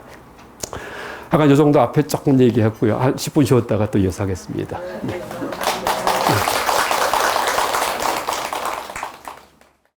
내가 지금 이제 딱 2개 했습니다. 2단계. 그러니까 보리도 차제에서 그러니까 더하기 빼기하고 곱하기까지 했다. 이렇게 보시면 되겠습니다. 그러니까 더하기 빼기는 내가 인간인 게 참 얼마나 기가 막힌 일인가. 생명의 세계에서 로또 당첨자구나라고 항상 느끼고 사는 거. 또 하나가 이제 그 다음 단계는 나는 반드시 죽는다. 그래서 그 죽음에 대한 명상을 언제까지 하냐 하면은요. 그 내가 오늘 죽을까봐 공포심이 들고 자다가 죽을까봐 공포심이 들 때까지 항상 무서울 때까지 이러면은 죽음에 대한 명상이 완성되었다 하고 그 다음 단계 올라간답니다. 그래서 이제 전혀 죽음을 떠오르지 않고 살면 안 되고요. 매일매일 지금 나가다가도 죽을 수 있고 뭐 아니면은 뭐 밥 먹다가 죽을 수도 있고 목에 떡이 걸리면 죽거든요. 아까 죽을 때 원인이 여러 가지입니다. 그래서 그 여러분 옛날 삼풍 그 백화점 사고 날 때 거기에 뭐 어떤 분은 아이스크림 먹고 있었고 어떤 분은 자판기 계산하고 있었고 두들기면서 그런데 그냥 무너집니다. 그래서 우리 사람도 마찬가지입니다. 언제 죽을지 모른다. 근데 그 죽음은 내가 죽는 게 아니고 우주가 폭발하는 순간이다. 아주 기가 막힙니다. 그래서 그걸 대비해야 되겠다 하는 그런 마음이 들 때까지요. 그래서 아침에 일어날 때 오늘 죽을 수 있다 이 생각이 들고요. 밤에 자리에 들 때 자다가 죽을 수도 있구나. 자다가 돌아가시는 분들 많이 계십니다. 그렇죠? 노인분들. 이제 그런 생각이 항상 들 정도까지 하라 그렇게 얘기를 합니다. 그럼 죽음에 대한 명상이 완성된 거예요. 또 하나가 아까 사람으로 태어난 고마움을 말씀드렸는데 이 보리도 차제론의 수행법은요. 누적적 수행이에요. 앞에 거 하고 나서 잊어버리고서 뒤로 올라가는 게 아니고요. 앞에 걸 끌고 올라갑니다. 끌고서. 여러분 수학 공부랑 똑같아요. 수학 공부 미적분 잘 푸는 사람이 더하기 빼기는 다 잊어버리지 않았죠. 그렇죠? 그게 다 체득이 돼 있고 곱하기도 체득이 돼 있고 인수분해 체득이 돼 있는 이런 상태에서 미적분합니다. 그래서 이제 지금 티베트 불교의 고승들도 매일 아침마다 제일 첫 번째 문제 내가 인간인 게 얼마나 소중한가. 그 다음에 나는 오늘 죽을 수 있다. 이걸 항상 떠올리고 잘 때도요. 자다가 죽을 수 있다. 그래도 내가 여한이 없게 사는 그런 삶을 산다는 얘기를 합니다. 그 다음에 이제 보세요. 이 순서가 바뀌면 안 돼요. 여기 보면은 죽음에 대한 명상 다음에 사막취에 대한 공부예요. 그러니까 내 생에 그러니까 남들처럼 살다가는 악귀, 축생, 지옥 태어난다. 이 악이 지옥, 축생, 지옥이 삼악취입니다. 그러니까 악을 행하면 가는 곳이 세 군데가 있는데 이제 근데 이 사막취가 그 어떤 곳인지에 대해서 묘사를 해놓습니다. 사막취가 사막도 해도 되고 사막취 해도 됩니다. 그리고 이제 전 인류 대부분 지금 한 78억 되는데 한 77억 뭐 몇천만 명이 다 내 생에 사막도에 간다 이렇게 보시면 되겠습니다. 그리고 여기 계신 몇 분들하고 출가하신 스님들 몇 분들하고 몇 분들 이분들만 다시 또 인간 이상 이렇게 이제 보면 되겠습니다. 그래서 이제 사막지대한 공부인데 일단 지옥 같은 경우도 그 묘사가 몇 페이지에 걸쳐갖고 무시무시하게 나와요. 지옥에 대해서. 아주 뭐 너무나 무섭게 나옵니다. 이제 예를 들어 갖고요. 그러니까 지옥도 뭐 8대 지옥이 있고, 그 다음에 근변지옥, 근본지옥 여러 가지가 있는데 몇 가지만 묘사하면은 그나마 지옥 중에 좀 덜 무서운 데가 있습니다. 그 중에 하나가 철자림이라는 데가 있는데요. 뭐냐 하면은, 그러니까 나무가 이제 잔뜩 우거져 있는데 그 나무마다 쇠로 되어 있는 가시가 박혀 있답니다. 가시가. 근데 옥졸이 나타나가지고서 이제 나무 위에 올라가라고 시킨답니다. 그래서 올라가려다 보면 이제 그냥 겨우 올라갔는데 그 올라가려다 보면은요, 이 가시가 밑으로 향한답니다. 그래서 막 몸이 찢어진대요. 그래도 올라가야 된답니다. 그렇다고 꼭대기까지 올라갔더니 내려와 하는데 내려올 때는 가시가 또 거꾸로 이렇게 위를 향한답니다. 이게 이제 그 뭐 철자림, 철로 되어 있는 가시가 있는 수풀이다. 그렇게 얘기를 합니다. 그 다음에 뭐, 검엽림. 그러니까 모든 풀이 전부 다 칼처럼 되어 있어요. 칼이요. 그러니까 걸어 다니는데 걸을 때마다 근육이 찢긴다라고 얘기를 합니다. 발이. 근데 그런 지옥이 좀 행복한 곳입니다. 지옥 중에는요. 이러면서 묘사가 구구절절이 너무나 무섭게 놓습니다. 여러분 실제 보면은요, 우리가 그런 일을 하고 삽니다. 뭘까요? 산낙지 그냥 전골에 넣잖아요. 그죠? 뭐 조개구이 같은 거 보면 쩍쩍 벌어지죠? 재밌다 하죠?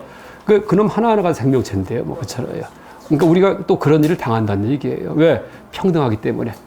그래서 이제 우리가 물론 피치 못하게 살생하는 거, 먹어야 되는 거, 이거는 뭐 어쩔 수 없습니다. 근데 그걸 즐긴다든지 하는 거는 또 다른 문제로 우리가 조금 그 문화를 바꿔야 되지 않을까 하는 이제 그런 생각을 하게 됩니다. 그래서 지옥은 뭐 당연히 우리가 너무나 무섭고요. 그다음에 아귀 같은 경우도 목구멍은 바늘귀만 하는데 바늘귀. 근데 배는 산처럼 크다. 그렇게 됩니다. 그러니까 먹어도 이제 배고프지 않은. 그래서 이게 이제 아귀고요. 그 다음에 이제 그 아귀가 참 이렇게 됩니다. 사막도도 순서가 있어요. 제일 괴로운 데가 지옥이고요. 그 다음이 짐승이에요. 축생. 그 다음에 좀 나은 데가 아귀예요. 아귀가 귀신인데 아귀는 배만 고프지 누가 날 해치진 않아요. 근데 축생 같은 경우에는 배도 고프고요. 또 해쳐요. 잡아먹습니다. 여러분 들짐승들 보면은요. 어리버리하면은 그냥 잡아먹힙니다. 제가 쓴 시가 하나 있는데 이제 제목이 억울한 누명이란 시예요. 뭐냐 하면은 시냇가에 갔다가 시냇가 물이 이렇게 흐르는데 송사리떼가 있죠. 근데 가까이 가니까 다 도망갑니다. 누명 썼네. 그래서 이제 이렇게 돼요. 억울한 누명 이게 제목이고요. 나는 무심히 다가갔는데 쏜살같이 달아나는 물고기떼 이렇게 됩니다.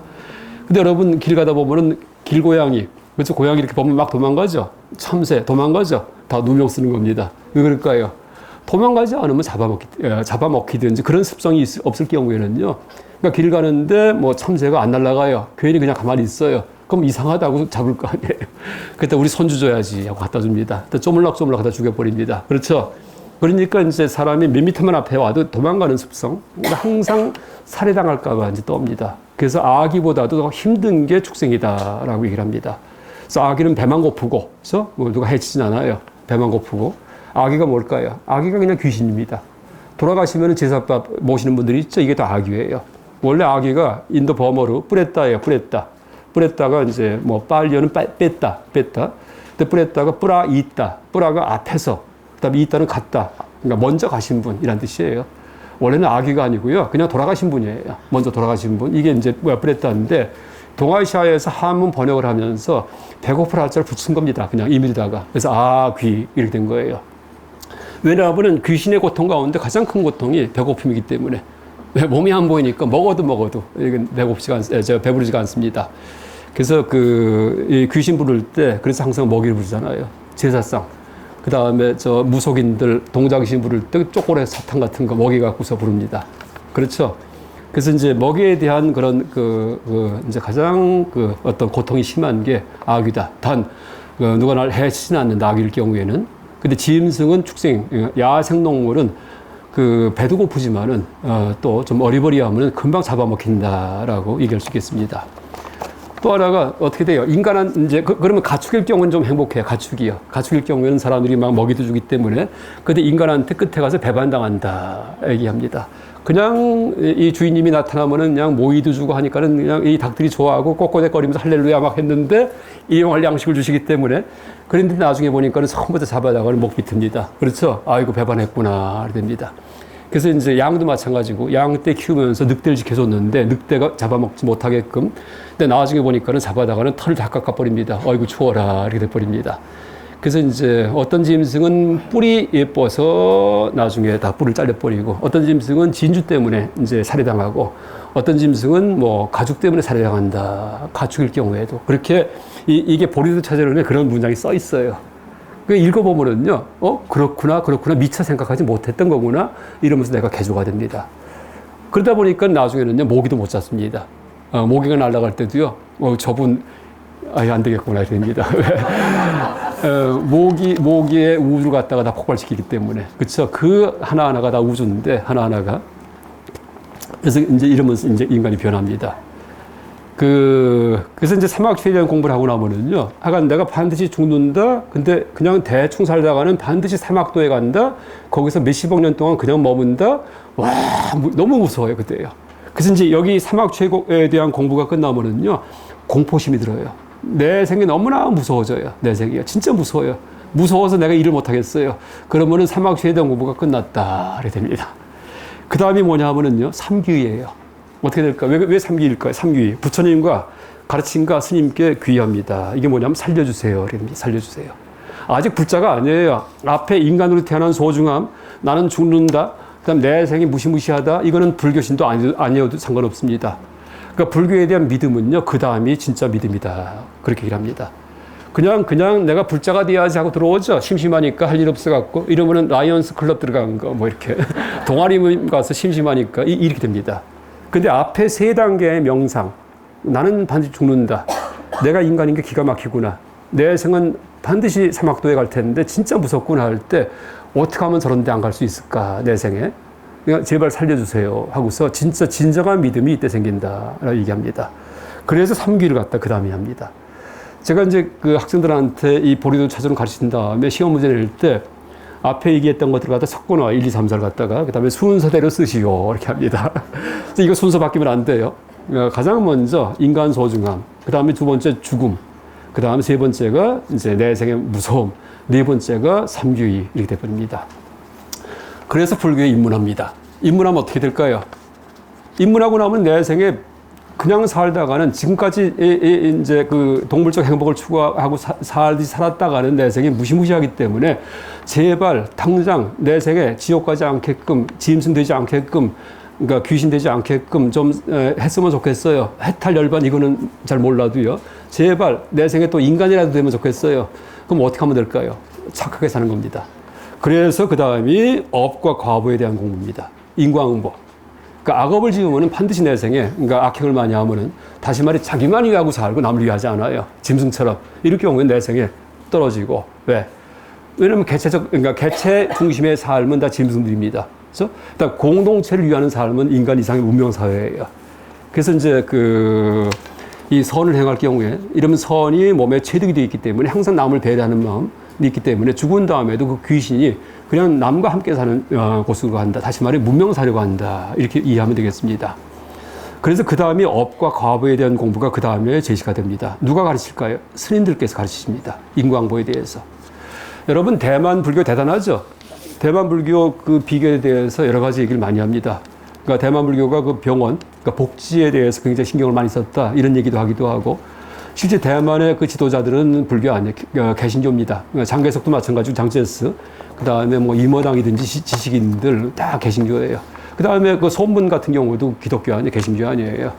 근데 그 대만이 이제 그 불교인 이유가 여러 가지를 얘기하는데 제가 볼 때는 보리도 자제론 때문이에요. 이게 진작에 퍼져 있었기 때문에 1931년에 한문 번역이 돼가지고서 중국과 대만 불자들은 이 책을 다 알고 있어요. 그러니까 꼭 이걸 공부하지 않더라도요, 아, 불교가 이렇게 정리가 되는구나 하고 알고 있어요. 그래서 이제 이 성원 스님 같은 경우에 얼마 전에 열반하셨지만은 이분 법문할 때 보면은요, 이 이상 법문은 절대 안 합니다. 딱 인과응보까지만 법문해요. 한번 들어보세요. 왜? 일반 제가불자들 삶은 뭐예요? 내 생에 좋은 거 가는 겁니다. 내 생에 인간 태어나서 잘 사는 거, 내 생에 한나라 가는 거, 이게 일반 제가불자의 꿈이에요. 해탈열반, 그거 무서워요. 사라지는 거기 때문에. 그렇죠? 그래서 이제 항상 인과법을 얘기해요. 그래서 또 제가 이제 국제학술대에 갔다가 세계 불학 심포지엄인가 태국서 하는 열리는 그때 이제 이 아시아 중국 대만 사람 다 왔었습니다. 근데 물어봤어요. 보리도 차저를 아는가 했더니 다 알아요. 자세히 알합니다. 그러니까 본인의 어떤 신앙은 전혀 다른 건데도 불구하고 그걸 책을 다 알고 있어요. 아, 이게 비결이구나. 불교의 지도를 갖고 있기 때문에 이분들이 흔들리지 않는구나. 그러니까 80%가 다 이제 불자입니다. 대만 전체가 다. 대만은 우리하고 반대예요. 대만은 성당 다니고 하면은요 찌질한 사람을 봅니다. 왠지 아세요? 성당이 일찍 들어왔기 때문에. 대만은 원주민들이 다 카톨릭이에요. 왜? 스페인이 필리핀 점령할 때 그때 대만까지 다 손을 댑니다. 그래가지고 카톨릭 교회는 뭐 200년 막 이상 된 것들이 많이 있어요. 그러니까 원주민들 잘 못 사는 사람들, 이런 사람들은 카톨릭 믿고 있었는데 대륙에서 불교가 들어오면서 다 점령하잖아요. 학살도 많이 했지만은 그러니까 힘이 세고 문명화되고 이건 다 불교예요. 그래서 대만은 우리하고 반대예요. 우리는 불교하면은 뭐 옛날 뭐 고리타분한 종교, 뭐 전통, 서양 거는 또 뭐 뛰어난 거 이렇게 착각하고 있죠. 왜 서구화가 근대하기 때문에 한국 같은 경우에는. 근데 대만은 우리와 반대다 이렇게 얘기할 수도 있겠습니다. 그래서 이제 인과응보에 대해서 얘기를 합니다. 그러니까 철저하게 선하게 살아야지만 나의 미래가 밝고 내 생도 내가 험한 일 당하지 않는다. 근데 착하게 사는 게 해탈하기 위해서가 아니에요. 내 생에 험한 일 안 당하기 위해서, 그러니까 짐승 안 되기 위해서, 악이 안 되기 위해서, 지옥 안 가기 위해서. 그래서 철저하게 꿈에도 내가 악한 생각 하지 않고 꿈에도 악행을 하지 않습니다. 왜? 너무 무서워서 공포심 때문에. 그래서 이제 그게 뭐 오매일이 해도 되지만은 몽중일이 해도 되지만은 뭐 화두가 성성한 게 아니고 꿈에도 어떤 경계가 나타날 때 내가 마음 속 끝까지 다 착해졌기 때문에 꿈에서도 절대 남을 해치지 않고 이렇게 되면은요, 아, 인과응보에 대한 공부가 끝났구나 하고 다음 올라갑니다. 그래서 이제 여기에서 뭐 선악의 기준인 10선계. 그럼 뭐가 악이고 뭐가 선인가 이걸 알아야지 돼요. 살생하는 거? 이건 악이죠. 이건 우리가 알죠. 도둑질해도 악이죠. 근데 잘 모르는 경우도 있습니다. 또 지금 현대사회 같은 경우에는요, 악인지 모르는 게 있어요. 뭘까요? 기어죄, 발린말, 꾸민말, 칭찬합시다. 이것들이요. 그거 다 발린말입니다. 그렇죠? 그러니까 있는 그대로 진실로 말을 해야 되는데 그냥 입으로만 막 칭찬하고 아부하고 하는 것들이 이게 그냥 퍼져 있어요. 그래서 뭐 칭찬은 고래도 날뛰게 합니다. 뭐 이런 말도 있죠. 그거 좋은 말 아닙니다. 그래서 애들 자꾸 칭찬해서 왔죠. 붕 떠요. 삶의 뿌리를 박지 못하고서 붕 떠하고 살게 됩니다. 그래서 이제 그것도 실제 기호도 악이다라고 우리 알면 되겠습니다. 말 나온 김에 하나 더 얘기한다면은, 여러분 서양서 지혜로운 사람 얘기할 때 누굴 얘기합니까? 솔로몬 얘기하죠, 솔로몬. 그래서 이제 어린애를 갖다 하나 이제 갖고 서로 자기 애라고 하니까는 반 잘라줘라 하니까는 친엄마는 뭐 이제 가지라고 하고 포기하고 이제 가짜 엄마는 잘라서 달라고 하고 해서 드디어 알았다는 얘기하죠.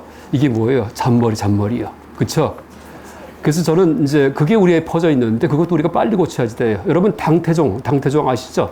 당태종의 그 통치 어떤 여러 가지 기록들을 모아놓은 게 정관정요라는 책이 있습니다. 정관년, 당태종의 연호입니다. 그때 썼던 그 정치 요점들이 있는데 비슷한 그런 일이 있었어요. 뭐냐면은 이 당태종이 간신배하고 충신하고 구별을 못하겠다. 어떻게 하면 좋겠느냐, 어떻게 하면 구별할 수 있냐 했더니 밑에서 이제 아이디어를 내가지고 신하가 한번 잘못된 명령을 내려보십시오. 잘못된 명령. 이럴 경우에 충신은 목을 걸고 그걸 딱 저항을 하고 간신은 그러면 또 아침할 겁니다. 했어요. 그러니까 당태종 답이 뭔지 아세요? 나는 그런 식으로 통치하지 않는다. 나는 거짓말로 통치하지 않는다. 이렇게 거부합니다. 그러니까 잔머리 굴리는 거. 그래서 이제 내가 만약에 거짓 통치하면은 그러면은 또 밑에 사람도 거짓 통치하고 전 나라가 다 문제가 된다. 그럼 솔로몬하고 당태종하고 누가 더 그릇이 큽니까? 상대가 안 되죠. 근데 우리나라가 지금 너무나 지금 잘못된 그 사고방식이 퍼져 있어갖고, 이제 마치 솔로몬 하면은 이제 그 잔머리인데 사실 그게 심지 깊은 사람이 아닙니다. 근데 그게 지혜의 상징처럼 그렇게 호도하고 있습니다. 어쨌든 기어, 뭐 잔머리 다 안 좋습니다. 악행에 들어갑니다. 기어. 또 특히 요새 이제 현대사회에서는 이제 기어를 하는 거를 갖다가 마치 잘하는 것처럼 칭찬하는 거, 속에도 없는 말 하는 거, 이런 것들을 막 퍼뜨리고 있습니다. 그래서 이 선과 악이 무언지에 대해서도 엄밀하게 한참 여러 페이지에 걸쳐 얘기해요. 도둑질 같은 경우도 이제 여러 가지가 있어요. 이 책에 보면은요, 보리도 찾으려를 보면은요, 도둑질의 종류를 막 나눕니다. 세분합니다. 어떤 것도 도둑질이냐 하면은요, 여러분 백화점에 갔다 보니까는 백화점에 가서 물건 사러 갔더니 사은품 주죠. 간혹 가다가. 그럼 줄 서갖고 받다가는 하나 더 받으려고 또 뒤에 줄 서죠. 두 개 가지고 가죠. 그거 투도에 들어갑니다. 그런 얘기 있어요. 그러니까 상대가 주려고 의도하지 않은 걸 가질 경우에 이럴 경우 투도예요. 아무리 선물 주더라도요. 하나만 주려고 한 사람이 있는데 둘을 가져가요. 상대가 몰랐더라도 이것도 도둑질이라 이렇게 합니다. 또 하나가 상대가 이제 내가 너무나 이 사람이 미워요. 미운데 어떻게 하면 이 사람을 골탕 먹일까 하다가는 이 사람이 참 아끼는 물건이 있는데 그걸 내가 훔치진 않았어요. 근데 몰래 딴 데 감춰놓습니다. 이렇게. 그 사람 집에서 그냥 소파 밑에 넣어버립니다. 이렇게 해요. 그럼 참 찾을 거 아니에요. 내가 훔친 건 아니에요. 근데 그것도 도둑질이다. 이렇게 합니다. 그래서 이제 이렇게 미세하게 지금 강의가 제가 시간이 짧기 때문에 다는 얘기 못하지만은요. 한마디 한마디가 그렇구나, 그렇구나, 그렇구나 해서 내가 행동이 다성화가 됩니다. 이게 보리도 차저예요. 그 다음에 이제 그러니까 업과 가보를 얘기했는데 제가 하나만 또 참고로 얘기하겠습니다. 그러니까 불자만이 아니고 일반 사람들도 마찬가지고 잘못된 인과응보에 대한 어떤 지식이 있어요. 뭐냐면은 뭐 길 가다가 탁 돌부리에 채이든지 넘어지든지 아니면 부닥치든지 하면은 아이고 한 다음에 내가 지금 무슨 생각했었는데 이게 잘못된 생각했나 보다. 벌 받았다. 이렇게 생각하죠. 벌 받았다. 그렇죠? 그거 잘못된 겁니다. 그거 그냥 딴 데 한눈 팔다가 부닥친 거예요. 무슨 얘기냐 하면은 업을 지으면은요 반드시 과보가 와요. 그러니까 정업 이제 그 업은 반드시 이제 겁을 났는데 이건 맞는 말이에요. 그러니까 이제 악업을 지으면은 고통이 옵니다. 반드시요. 이거는 뭐 인과응보에서 뚜렷합니다. 근데 고통이 온다고 해서 내가 지금 받는 고통이 다 업의 과보는 아니다. 이게 부처님 가르침이에요. 밀린다 왕문경에 보면은 밀린다 왕문경 그리스 이제 왕인데 그리스 출신 옛날 그 알렉산더 대왕의 부하입니다. 근데 이제 그 인도를 옆을 지배하고 있다가 나중에 이 사람이 이제 철학에 관심이 많아갖고 나가세나라는 스님하고 그러니까 토론한 게 있습니다. 이 토론집이 그 경이돼 가지고 남아 있는데 여기에 보면은요 그 과보에 대한 얘기가 나와요. 모든 고통이 전생의 과보인가 아닙니다 하고 나가세나 존자가 얘기를 하고 또 경을 찾아보니까 초기불전에 그 말이 부처님께서 하신 말씀이에요. 우리가 받는 고통이 절대, 그러니까 고통 중에 8분의 1만이 업의 과보입니다. 8분의 7은요, 전부 다 그냥, 그래서 이제 예를 드는데 상해 당하는 것, 몸 다치는 거. 또 하나가, 그러니까 이제 뭐냐면은 가래가 많아서 병이 드는 거. 이것도 업과보 아니에요. 그러니까 가래가 많다는 얘기가 아마 결핵 같은 것 같습니다. 또 하나가 다음집이 많아서. 이건 아마 황달 같은 거, 간이 나쁘는 거. 간 나쁜 것도 업의 과보다 이거 아니라는 얘기입니다. 그 다음에 이제 계절의 변화. 날이 막 갑자기 내일 추워져 갖고 얼어 죽었어요. 이것도 과보 아니에요. 본인이 좀 따뜻한 데 가 있으면 되는데 그냥 이렇게 된 겁니다. 그래서 8가지 쭉 열거하고 또 업의 과보는 딱 하나만 있다라고 얘기합니다. 그게 맞는 말입니다.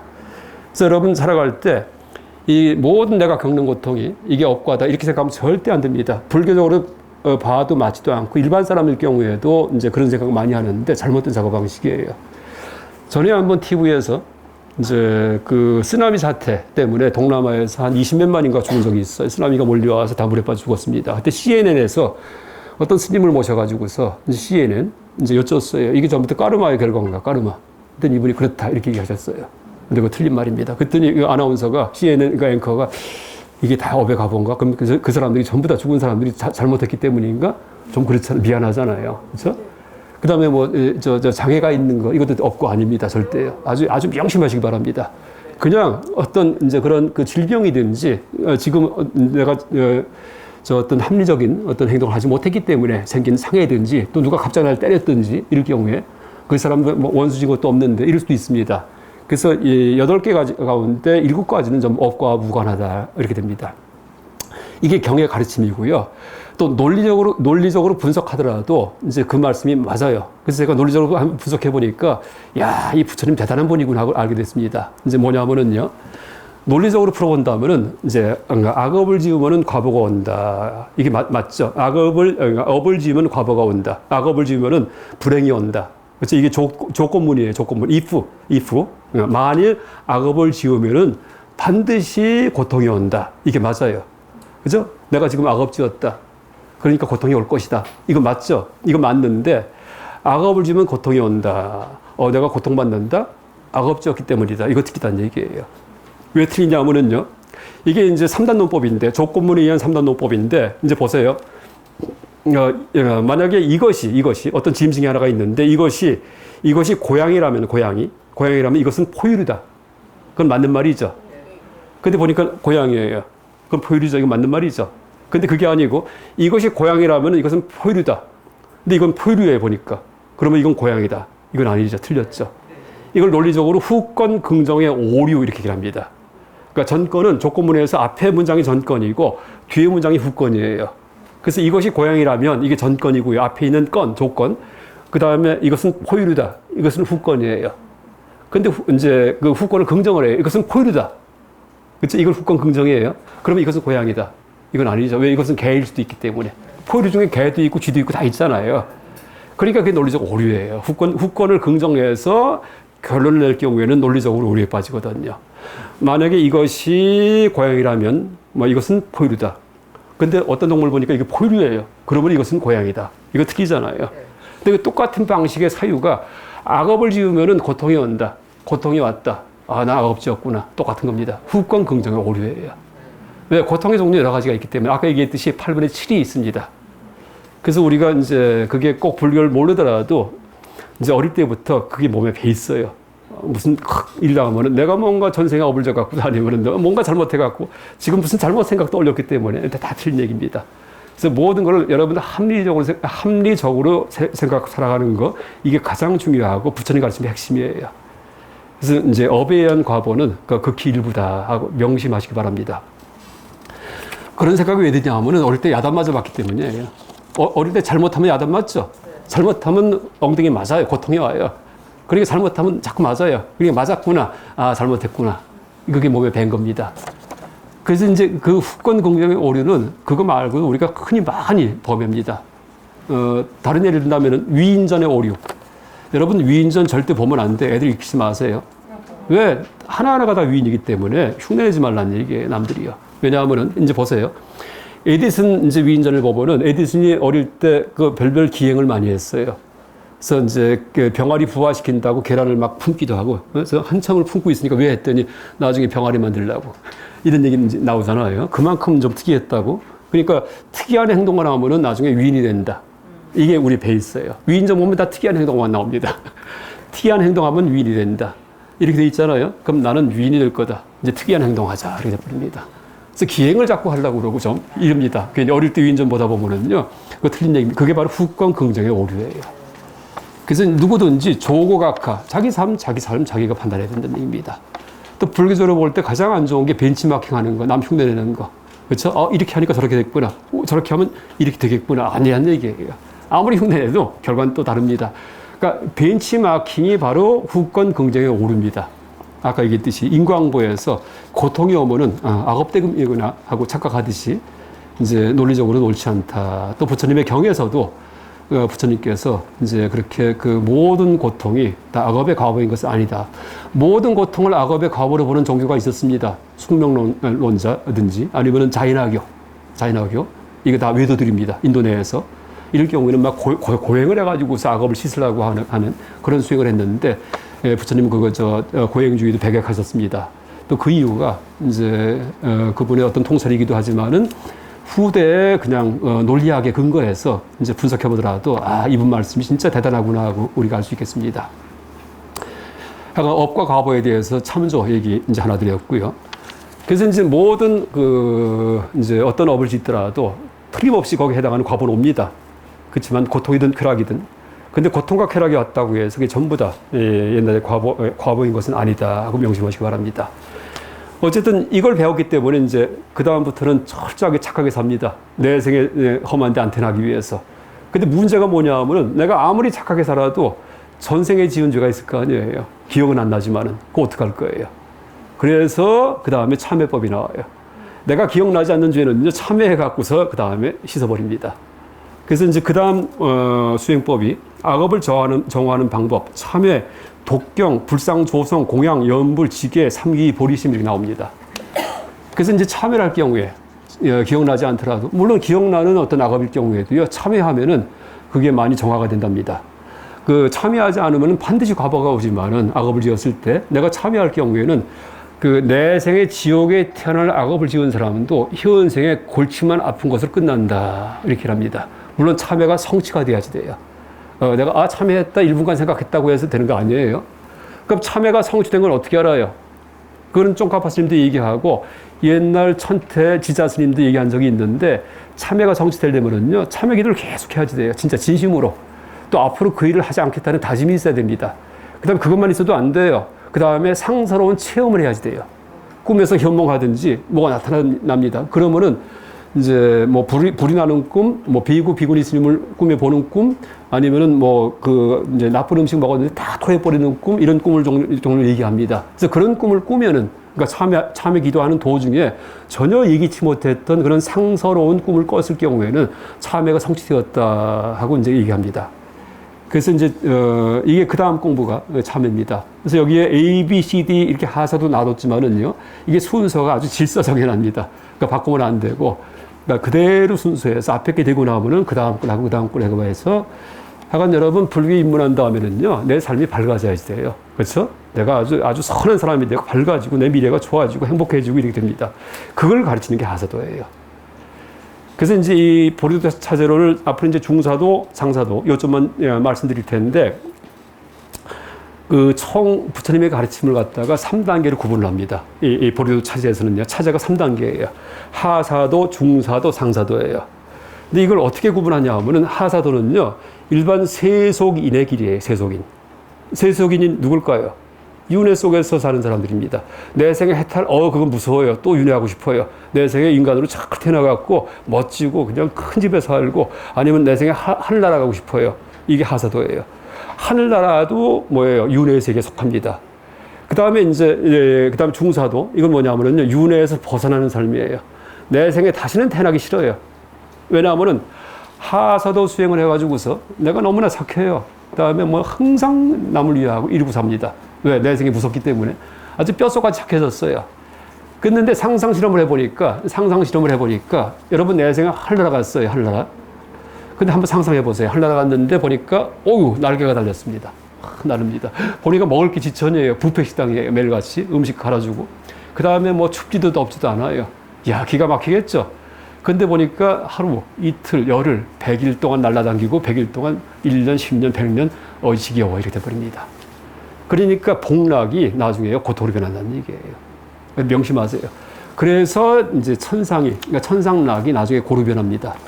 여러분, 그러니까 부처님 가르친 가운데 일체계고가 있죠. 일체계고. 모든 게 고통이다. 그거 잘 이해 안 되죠. 왜 고통도 있고, 락도 있는데. 근데 왜 일체계고냐 하면은요, 락의 본질이 고기 때문이에요. 락도요, 어떤 쾌락이라고 하더라도, 어떤 안락이라고 하더라도요, 오래 지속되면 고루 변합니다. 예를 들면은요, 여러분 밤에 주무실 때 이부자리 깔고 혹은 침대에 올라가서 그냥 하루 종일 일했다가 탁 누우면은 골아 떨어지죠. 근데 그냥 눕지 않아요. 가장 편한 자세는 이렇게 눕습니다. 그렇죠? 그냥 쓱쓱 사는데 이러고 있었는데 보니까 30분 지나니까 몸이 백이죠. 엎치락합니다. 아까는 그렇게 편한 자세였는데 30분 만에 고통으로 변한다는 얘기예요. 그럼 또 엎치락하고 있다가는 또 30분 지나면 또 뒤치락합니다. 그래서 밤에 잘 때요, 엎치락, 뒤치락하는 거예요. 락은 반드시 락 그 자체가 고리 변하게 되어 있습니다. 아주 명심하세요. 그래서 이제 고는 그냥 고예요. 이렇게 하고 있는데 아파요, 막 배겨요. 그래도 가만히 있어요. 그럼 어떻게 할까요? 하루 이틀, 3일, 4일 지나서 나중에 진물 나옵니다. 등창납니다. 나중에 죽어요. 그 다음에는요. 고는 그냥 고일 뿐이고 반드시 모든 락은 고로 변한다. 아주 명심하세요. 그래서 일체계고예요. 그러니까 이제 뭐 다른 예를 들어갖고 옛날 중고등학교 때 아침 조회 하셨 분들 계실 겁니다, 아마. 이제 아재들, 아니면 할배들. 근데 이제 아침에 운동장에 불러갖고, 근데 서가지고서 이렇게 듣다가, 열중 쉬어! 하면 좀 편안하죠.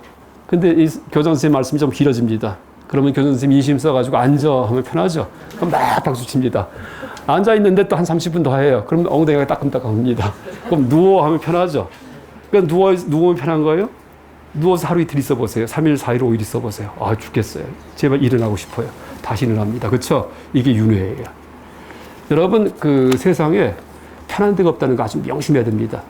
또 살아가면서 이제 됐다. 아들, 딸 출가시키고 다 결혼시키고 이제 됐다. 없다는 얘기예요. 계속 또 생깁니다. 또 생깁니다. 그래서 항상 적절한 고통을 유지하면서 살아야지. 어떤 게 가장 편한 걸까, 집에서? 이제 한 달 쉬는구나. 집에서 잠만 자야지. 잠만 자보세요. 누워만 있어 보세요. 그렇죠? 처음에 한 하루 이틀은 괜찮을 거예요. 나중에는 누울 때 몸이 아프고요. 누워 있으면은요 좀 다녀야 됩니다. 그렇죠? 이게 사바 세계예요. 이게 우리가 사는 현상 세계이고 그래서 일체 계고입니다. 그런데 하늘나라도 똑같다는 얘기예요. 하늘나라도 고통으로 변한다는 얘기입니다. 하늘나라가 지옥이 된다는 얘기예요. 여러분 요새 젊은 사람들 보면은요 청바지 찢어 입고 다니죠. 왜 그래요? 락이 고기 때문입니다. 옛날 우리 어릴 때 그 청바지 찢어 입으면 얻어맞습니다. 그 비싼 바지를 갖다가. 근데 지금은 막 시멘트에다가 긁고 다닙니다. 왜? 깨끗하게 이 줄 새겨 갖고 대림질 해 다니면은요 좀 그래요. 바보 같아요. 그러니까 이제 뭐예요? 복에 겨워가지고서 그 다음에 이제 거지같이 하고 다닙니다. 그래서 이제 그게 하가 부잣집 아들이 나중에 공사판도 갑니다. 여러분 모 재벌집 그 아드님이 월남전까지 보냈어요. 뭐 유명한 얘기입니다. 월남전 죽을 수도 있는데도 불구하고 그냥 본인이 자청해서 가버립니다. 그래서 뭐냐 하면은요. 하여간 이 남이 볼 때는 돈이 많고 뭐 하면 항상 행복한 것 같지만은요. 그 상태가 돼 갖고서 조금 지나가면은요. 그저 그래요. 다 그렇습니다. 그래서 절대 빈 곳만 해결되고 나면은요. 세 끼 밥만 먹을 수 있고 추위 더위만 피할 수 있으면은요. 사람은 다 똑같습니다.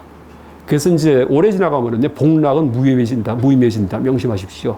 또 하나 내가 갖고 있는 복락을 유지하려면은요. 항상 변화를 줘야 됩니다. 그 상태로 머물렀다가는 다시 썩어버린다라고 마치 누웠을 때 편안하게 자다가 등이 아파지듯이. 여러분 숨 쉴 때 들이셨다 내셨다 하죠? 이게 뭐예요?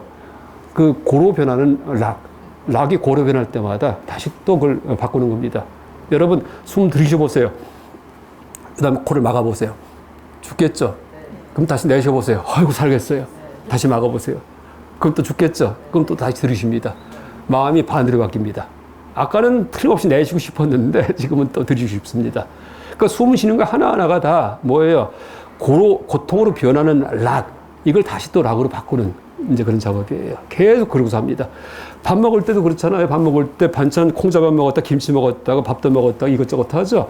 계속 뭐예요? 비교통해서 의미 주는 겁니다. 어차피 먹을 때 다 들어가니까 콩자반 혹 씹어 먹고 이러면 될 텐데 그렇게 안 합니다. 왜? 비교통해서 맛이 발생하기 때문에. 그래서 이제 이게 연기예요, 연기법인데, 연기법을 잘 알 경우에는요, 항상 이제 이게 적절하게 지루해지고 할 만할 때, 고통으로 변할 때 반드시 전환시켜가지고서 다시 새로운 락을 창출하면서 이러면 행복하게 살 수 있습니다. 어쨌든, 한나라 같은 경우에도 이제 우리가 가지 않은 상태에서는 참 좋아 보지만은 상대적인 행복은 반드시 그 자체가 고통으로 변한다. 아주 명심해야지 돼요. 그래서 불교에서는 천상을 뭐예요? 윤회세에 속한다. 천상도 태어나지 말라. 이렇게 얘기를 합니다. 그러니까 이제 하사도 공부하다가 이제 한나라 가려고 했는데 가보니까, 보니까 여기도 무상합니다. 또 하나, 한나라에는 세 가지 고통이 있답니다. 이것도 이제 보리도 찾아오면서 얘기하는 겁니다. 첫 번째가 공포고. 내가 참 너무나 착하게 살아갖고 한나라에 태어났는데 가보니까 나보다 더 착한 사람이 있었어요. 보니까 지위가 높아요. 장관, 차관, 대통령까지 있습니다. 이러니까 여러분 천신들이 어떻게 생겼어요? 사천왕 계시죠? 이분들이 다 천신이에요. 무시무시해요. 몸이 크고요. 근데 내가 태어났더니 보니까는 한나라에서 이런 분들이 왔다 갔다 합니다. 이런 분들이요. 그거 무서워요. 그게 공포고예요. 첫 번째. 그러니까 나보다 복력이 많은 천신의 위세에 눌려 산다. 이렇게 됩니다. 여러분 이제 대학 졸업한 다음에 열심히 공부해서 입사 시험 봐가지고서 무슨 전자 회사 이런 데 취직하면 최고죠. 월급도 셉니다. 아주 얼마 있다가는 아파트도 일단 뭐 담보잡혀 사고 차도 굴리고 해서 다 좋아하죠. 근데 회사 딱 출근하니까 어떻게 돼요? 말단 사원이에요. 과장님이 야 커피 타. 네 하고 가죠. 그다음 부장 차장 왔다 갔다 하죠. 그러면 큰 눈치 봅니다. 집에 애완견처럼. 그렇죠? 이게 회사예요. 그러니까 회사 처음에는 좋지만 몇 달 지나면은요. 그냥 사표를 갖고 다닌다는 얘기 하잖아요. 다 그런 얘기를 합니다. 남이 볼 때는 어디 취직했다고 좋아하지만은, 남이 볼 때 한나라 갖고 나고 좋아하지만은요, 그 상태가 오래되면은 다시 고통이 된다. 이게 공포고예요. 첫 번째. 두 번째가 사고, 죽음의 고통이에요. 천신도 언제가 죽는답니다. 근데 이제 복락이다 하면 죽는답니다. 우리가 이 착한 일 하는 게 다 은행에 저금하는 것 같은 거예요. 저금. 그러니까, 복업 종자가 마음에 쌓이는 건데, 한나라는 불쌍한 사람이었기 때문에 거기서는 복을 지을 수가 없어요. 그러니까 있던 것만 까먹는답니다. 그러니까 나중에 복이 소진되고 나면은 떨어지는데 천신들은 신통력이 있기 때문에 내생이 보인대요. 어디 갈지가. 근데 보면 대개 다 뭐예요? 아귀, 축생 이렇게 된답니다. 인간 못 해낸답니다. 왜? 다 탕진했기 때문에. 그러니까 무시무시하게 떤답니다. 바들바들이요. 그래서 이제 인간의 죽을 때보다도 천신이 죽을 때 더 비참하다. 내생을 알기 때문에. 인간은 악행을 해도요, 멍청하기 때문에 내생이 안 보여요. 그래서 편하게 죽습니다. 또, 지옥이구나. 이렇게 돼버립니다. 이게 두 번째예요. 그러니까 죽음의 고통이 심하다. 또 천신의 기도가 있어요. 이게 쫑까바스님의 말씀이에요. 천신은 죽을 때 무슨 기도하는지 아세요? 제발 끄트머리라도 죽으니까 인간 태어나게 해주십시오. 하고 기도한답니다. 인간 태어나지만이 다시 또 수행해서 해탈할 수 있기 때문에. 그래서 제가 항상 하는 얘기가 여러분 주변에 전생에 천신이었던 분들 계십니다. 예. 그 감별법이 있습니다. 뭐냐면은요. 너무나 착해. 진짜 착해요. 천사 같아요. 근데 지질이 복이 없어요. 이러면 천신입니다. 하늘마다 안 돼요. 실제. 그러면 이분 천신이었구나. 근데 착하기 때문에 내생에 또 하늘나라 갑니다. 마음이 가난한 자가 복이 있나니 하늘나라를 이렇게 됩니다. 그래서 이제 그게 이치예요. 농담같이 얘기했지만은요, 이치가 그렇다는 얘기예요. 복락이 없어지면은요, 복락이 왜 다 누렸기 때문에. 우리 어릴 때 애기들 옛날 보면은요, 귀한 집 이제 애 태어나면은요, 개똥이 말똥이 이름을 갖다 천하게 지어요. 왜? 나중에 복을 쓰게 하기 위해서. 어릴 때 무슨 브랜드 옷 입고 하면 다 나중에 미래를 망치는 겁니다. 현생 복이 정해져 있는데 그걸 미리 소진시키기 때문에. 그래서 이제 그건 자기가 쓸 때 쓰게 해야지 어릴 때 부모가 만족하기 위해서 남한테 막 과시하려고 애를 확 입히고 다니고 좋지 않습니다. 우리 선조들이 다 알던 겁니다. 그래서 귀한 집 자실수록 좀 험하게 입히고 그다음에 이름도 다 이름을 지어주지만은 부를 때는 개똥아 이렇게 부르기도 하고 천하게 그렇게 얘기를 합니다. 그러니까 이제 보세요. 하늘나라 이 갈 데가 아니에요. 거기 가봤자 인간계 이것도 비슷하죠. 사람 태어나봤자 또 내생 착하게 살면 내생은 좋은데 내 내생 보장 못합니다. 왜? 내가 착하게 살아갖고 지위가 좀 높아지죠. 반드시 악업을 짓게 돼 있어요. 교만해지기 때문에 일도 안 해요. 왜? 돈이 쌓여 있는데 못할 일을 합니까? 업도 안 지어요. 선업도요. 그다음에 교만해서 남을 괴롭힙니다. 이러다 보니까 올라간 생명체는 반드시 떨어지게 돼 있어요. 그냥 살 경우에 부처님 가르치면 모를 경우에. 근데 우리가 이 가르침을 알기 때문에 내가 잘 태어났어도 항상 남을 돕고 항상 정진하고 항상 나를 낮추고 이럴 경우에는요 승승장구합니다. 생명의 세계에서. 근데 이제 그것도 부처님 가르치면 알 경우에 만날 경우에 그렇게 할 수가 있지 모를 경우에는요 반드시 누구든지 좀 여유가 있어지고 나아지면은요 교만해지고 함부로 합니다. 그렇죠? 그래서 이제 우리가 인간계도 태어날 때가 아니에요. 왜? 내 생은 어쩔 줄 몰라도 내 내생은 또 험하기 때문에 천상도 아니에요. 사막도 이건 더 아니에요. 갈 데가 없어요. 에휴, 태어나지 말자. 이렇게 됩니다. 이게 중사도예요. 그래서 중사도에 올라가서 태어나지 않는 수행하는 겁니다. 태어나지 않는 거. 태어나지 않는 게 뭘까요? 열반, 해탈. 다시는 윤회 세계 들어오지 않아요. 어디 가요? 안 가요. 없어집니다. 그냥. 무섭죠? 무서운 왜 그런지 아세요? 다 지금 욕망이기 때문입니다. 현상세계, 아직 일체계를 모르시기 때문에 내 생에 안 태어난다면 다 무서워요. 뭔가 좋은 거 있는데 여기. 이런 생각하기 때문에. 근데 윤회에 대해서 철저하게 알 경우에 내가 인간인 게 몇백억 년 중에 한 번이구나. 앞으로 몇백 년 동안 그냥 살다가는 그냥 잡아먹히고 지네, 개미, 깍지벌레 이러고 살겠구나. 이럴 경우에는요. 아니다. 태어나지 말자. 이렇게 됩니다. 그래서 중사회에 올라가서 태어나지 않는 훈련을 해요. 그게 뭐예요? 전문 수행자의 훈련이에요. 스님들이십니다. 중사도가. 전문 수행자. 번뇌 없애는 거. 탐욕 없애고 분노 없애고 어리석음 없애는 거. 탐진치. 왜? 탐욕과 분노 이런 것들이 동물적 삶을 갖다가 하는 원동력이기 때문에 동물적 삶을 하지 않으려면요. 그거 다 빼야지 돼요. 그러니까 탐욕이 뭐죠? 재물욕, 음욕, 이성에 대해서, 명예욕, 그 다음에 이제 수면욕도 있고, 그러니까 오욕이 있습니다. 5가지가. 또 분노도 있죠. 질투도 있죠. 이런 것들. 이게 있기 때문에 한 맺혀 갖고요. 죽을 때 그 탐욕이 있으면은요. 그거 성취하려고 또 태어납니다. 또 달라붙습니다. 여러분, 스님들 독신 생활 하시는 이유가 뭔지 아세요? 여러분, 음욕을 끊지 않으면은요, 내 생에 또 욕계에 태어나요. 짐승세계에. 왜? 음욕이 있기 때문에. 또 하나 얘기한다면은, 여러분, 귀신들이 우리 죽은 다음에 귀신 되죠? 어디만 있을까요? 서울의 망우리 공동묘지? 거기에 귀신이 하나도 없습니다. 왜? 여러분, 한번 손 들어보세요. 죽은 다음에 망우리 공동묘지에서 하얀 옷 입고서 이러고 계실 손 들어보세요. 없죠? 거기를 왜 갑니까? 가장 귀신이 없는 데가 망우리 공동묘지입니다. 그럼 어디 많아요? 전부 다 섹스 구경한다. 그렇게 얘기를 합니다. 먹이하고 섹스 딱 2가지입니다. 왜? 그걸 못 끊었기 때문에. 수행을 안 했기 때문에. 가장 강력한 욕망이 먹이와 섹스예요. 제사밥 먹으러 가든지 또 하나가 섹스 구경한답니다. 그래서 러브 호텔 이런 데 신혼여행지에 바글바글 하답니다. 다 쳐다보고 있답니다. 왜? 재밌기 때문에. 그래서 여러분 나중에 부부 생활 하실 때, 아, 다 보시겠구나. 하고서 이렇게 하거든요. 그러다가 이제 마음에 드는 여인이 있을 경우에는요, 이 귀신이 오버랩이 된대요. 그때 마치 수성난이 그때 생겼을 때, 그 가임기예요. 경에 나온 얘기입니다. 근데 정과 혈, 그 다음 간다르바, 중음신, 이게 셋이 삼자가 화합이 돼가지고 내생이 시작이 돼요.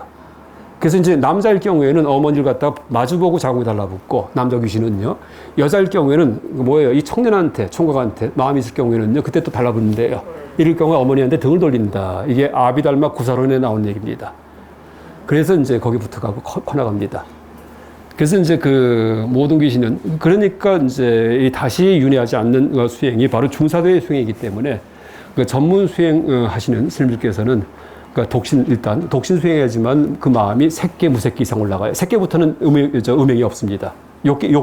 욕자가 이 까마, 다시 말해 섹스에 대한 욕망, 욕계, 색계, 무색계에서 그러니까 색계 이상 올라가야지만 이 마음이, 그래야지만 불교 수행을 할 수 있는데, 이제 욕계의 차원에서는 아직도 내 마음 속에 그런 이성에 대한 욕망이 있을 경우에, 이럴 경우에는 절대 해탈하지 못합니다. 그래서 이제 그 마음에 있는 동물성을 갖다 다 뺍니다. 그래서 가장 검소하게 사시고 항상 이제 약간 천사처럼 사는 거, 쉽게 얘기해서 이럴 경우에 중사도에서 나중에 어떻게 해탈합니다. 다시 안 들어옵니다. 또 하나 윤회하기 싫은 그 마음, 열반에 대해서 어떻게 얘기하냐면은 이제 비유할 때 이제 우리의 그 삶은 큰 운동장에 가운데에 있는 꿀단지가 있어요. 꿀단지가 있는데 너무나 맛있는 꿀이 담겨 있습니다. 근데 운동장의 가운데까지 가야지만 그걸 먹을 수가 있거든요. 근데 운동장은 전체가 다 가시가 깔려 있어요. 근데 그 꿀을 먹으려면요, 맨발 먹고 들어가야 된다. 이게 윤회의 세계예요. 그러니까 그 다음 꿀단지가 인간계예요. 내가 내 생에 또 내 생에 이제 꿀단지가 뭐냐면은 이제 행복입니다. 행복. 그러니까 인간계에 지금 행복이든지. 근데 윤회할 경우에는요, 그 가시밭을 다 찔리면서 발 찢겨지고 하면서 겨우 꿀 한 모금 마시려고 들어가겠느냐? 아유, 안 들어가고 말죠. 여러분 어디 운동장 갔는데 저기 가운데 너무나 맛있는 음식이 있어요. 근데 맨발 벗고서 가시 찔려서 가보세요. 그래야 먹을 수 있어요. 들어가겠어요? 안 들어갑니다. 그런 마음이 열반하고자 하는 마음이에요. 그래서 이제 실제 우리가 그 행복의 원천은 번뇌입니다. 번뇌. 다시 말해 탐욕과 분노가 행복의 원천이에요. 마음에 안 드는 놈 있으면 그냥 확 쓸어버려버리고, 옛날 황제들 죽여버리고, 그 다음에 내가 갖고 싶은 거 있으면 다 가져버리고, 다 뺏어버립니다. 그쵸? 이 번뇌가 동물적 행복의 원천이에요. 그게 바로 윤회의 세계의 원리입니다. 근데 그걸 추구하면서 살다 보니까 그렇게 험한 일을 많이 당한다는 얘기예요. 내가 최강자인 경우는 드물기 때문에, 왜 거꾸로 약자인 경우가 더 많기 때문에 잡아먹히고 뜯어먹히고 살해당하고 합니다. 얻어맞고 하고. 그러니까 아예 들어오지 말자. 또 내 지금 이 정도의 인간의 삶은 이건 진짜 억에 하나 정도의 참 윤회 세계에서 거의 드문 삶이구나. 지금 현생 자체가 이 기가 막힌 거구나 하는 자각을 할 때 현생에 빨리 부처님만 만났기 때문에 빨리 동물성을 뽑아버려갖고 다시 말해 번뇌를 제거해서 그 탐욕과 분노, 그 다음에 이제 일시적인 어리석음 이걸 제거해서 내가 내 생에는 다시는 태어나지 말아야지 하는 마음이 아주 절실하게 난다라고 얘기합니다. 이게 중사도예요. 그래갖고 이제 끝났습니다. 이제 나는 수행을 해가지고 아라한까지 됐어요. 아라한까지 되려고 그래요. 근데 아라한까지 된 상태에서 이렇게 바라보니까는 옆에 내 친구, 친척, 부모 뭐 다 있어요. 나는 끝났는데 저분들 어떡할까? 이때 드디어 자비심이 솟는다. 그때 상사도로 올라가요. 대승보살도입니다. 해탈하지 말아야지 하면서 다시 윤회의 세계에 들어와서 항상 남을 놓고 삽니다. 항상이요. 그러니까 사홍선 얘기하듯이 중생무변서원도 말로만 하는 게 아니고 실제 마음속에서. 그래서 이제 내가 고통스럽더라도 남을 위해 갖고 사는 사람, 이게 상사도입니다. 그래서 상사도에 올라와서 마지막에 보살도 사는 건데, 이때도 그냥 보살도 살아라 하고 명령하지 않아요. 이거 훈련이 있습니다. 그 중에 하나가 자타상한법, 나와 남을 바꿔보기, 역지사지하는 겁니다. 모기가 날아갈 때 이름 하는 게 아니고요. 내가 모기였으면 아니구나 하는 겁니다. 항상 입장 바꾸는 겁니다. 그래서 모든 생명을 대할 때마다 입장 바꿔 생각하기, 이걸 자타상환법 이렇게 일합니다. 또 하나가 7종 인과법이 있는데 모든 생명체를 자기 어머니로 보는 거예요. 어머니. 언제? 전생의 어머니. 왜? 무한윤회하기 때문에 모든 생명체가 전생에 한 번 이상은 내 어머니였던 적이 있었을 것이다. 이러면서 그럼 어머니의 은혜가 지중합니다. 왜? 진자리 마른 자리 갈아 넣으시면서 목숨 바쳐가고 나갔다가 먹여 살리셨기 때문에. 그래서 이제 그 은혜가 막중한데, 그러면은 갚아야 될 거 아니에요.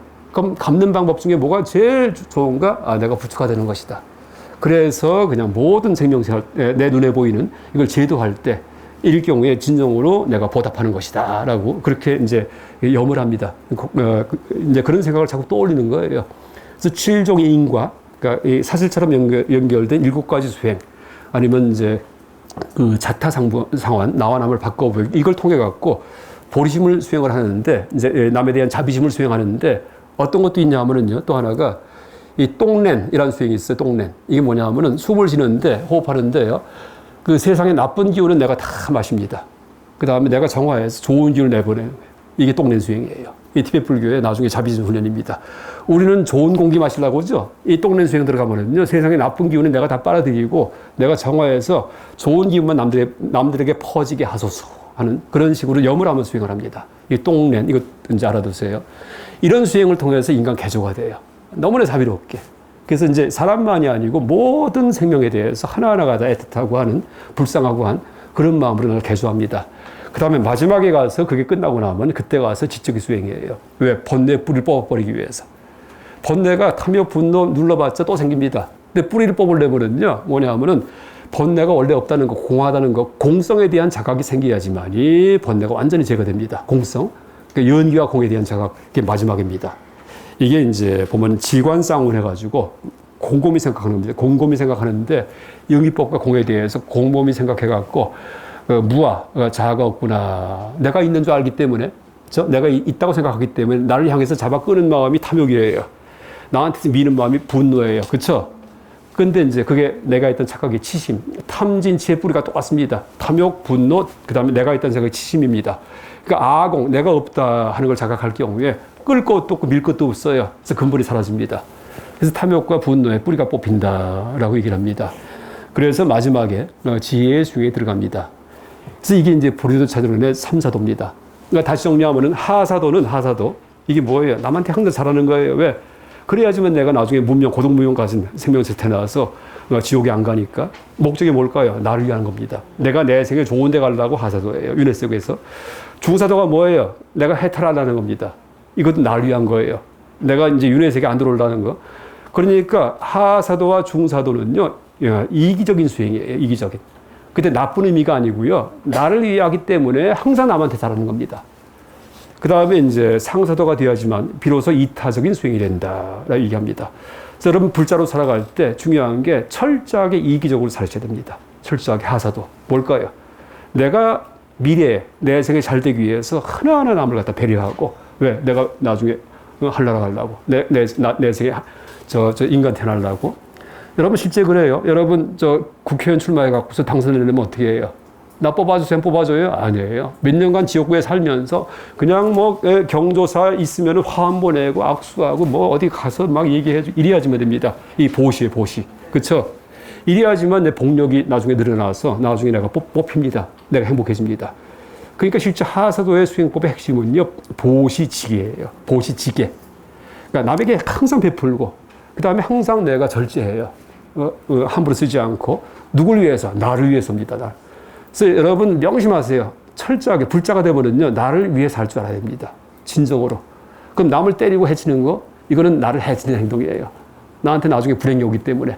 그래서 진정한 이기심은요, 남한테 잘하는 거예요. 물론 목적은 내가 잘 되기 위해서. 그러니까 국회의원 당선되기 위해서. 이게 하사도입니다. 그래서 나중에는요, 상사도가 되면은요, 진짜 남이 측근해서, 진짜 남을 위해서, 내가 죽어도 좋은데 남의 행복을 위해서 그때 이타심을 발휘합니다. 그래서 그 중사도까지는 철저한 이기적 수행 길이다. 아주 명심하시고 소신껏 이기적으로 사시기 바랍니다. 그러니까 지금 말씀드렸듯이. 근데 그 이기심을 발휘하는 방법은 보시와 지계다 하고 명심하시기 바랍니다.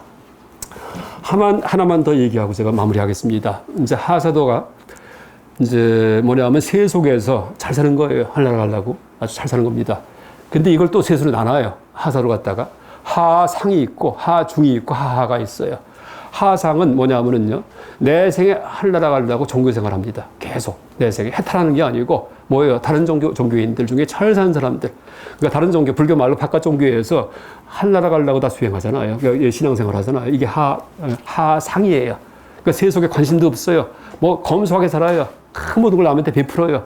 항상 남을 도와주고 그냥 청정하게 살아요. 목적은 내 생에 내가 하려고 가는 겁니다. 이게 하상이고, 하중은 뭐냐 하면은요, 그래도 세속 생활 하다가 가끔 가다가 종교 생활해요. 가끔 가다가. 2주일에 한 번씩 이렇게 이제 교회 가든지 절에 가든지 하면서 또 다시 마음 정화해서 착하게 살아야지 하고 또 세속에서 동물적인 행복을 누리고 살고 이게 하중이에요. 아마 그렇게 많이 살 겁니다. 근데 하하는 뭐냐 하면은 종교 생활을 전혀 하지 않아요. 근데 뭐냐면은요, 그 아버지가 아빠가 열심히 돈 벌어갖고서 또 엄마는 진짜 애들 잘 키워가지고서 옷 입히고 그 다음에 주말만 되면 아빠가 애들 외식도 해주고 휴가 받으면 해외 여행도 가고 너무나 애들 잘 키웠어요. 큰 애는 하버드 당기고 둘째는 뭐 어디 당기고 막 이렇게 됩니다. 그렇죠? 이게 하하예요. 근데 하하에 대해서 어떻게 평을 하냐면은 마치 버러지와 같은 삶이다 이렇게 합니다. 이게 보리도 차저론이에요. Like a worm. 벌레도 그렇게 산다. 여러분 짐승 보세요. 짐승들도 자기 새끼 위에 갖고 목숨 바칩니다. 하합니다. 그게 다. 그렇죠? 그래서 우리 사회에서 최고로 건전한 어떤 부모 있죠? 이게 보리도 찾으라는 저는 제일 마지막이에요. 그러니까 우리가 이 강의는 했지만은 이게 따라하지 못합니다. 이런 식의 부처님의 가르침이 있구나 하고 알고서 내가 끄트머리라도 될까? 그거 노력하는 겁니다. 그래서 이제 그러면은 그 엄마 아빠 중에서 뭐 자식 위해서 막 이것도 아니고 아버지가 술만 먹고 막 패기도 하고 이런 사람들, 엄마가 막 바람이 나가고 나간 사람들, 이건 어디 들어가느냐? 그런 거는 취급도 안 한다. 여기 안 들어갑니다. 네, 짐승만도 못하기 때문에 짐승도 자기 새끼에 목숨 바치는데, 그렇죠? 그래서 이제 이게 하하가 우리 사회에서 최고의 어떤 부모들, 이게 하하다 이렇게 보면 되겠습니다. 이상 강의 마치겠습니다.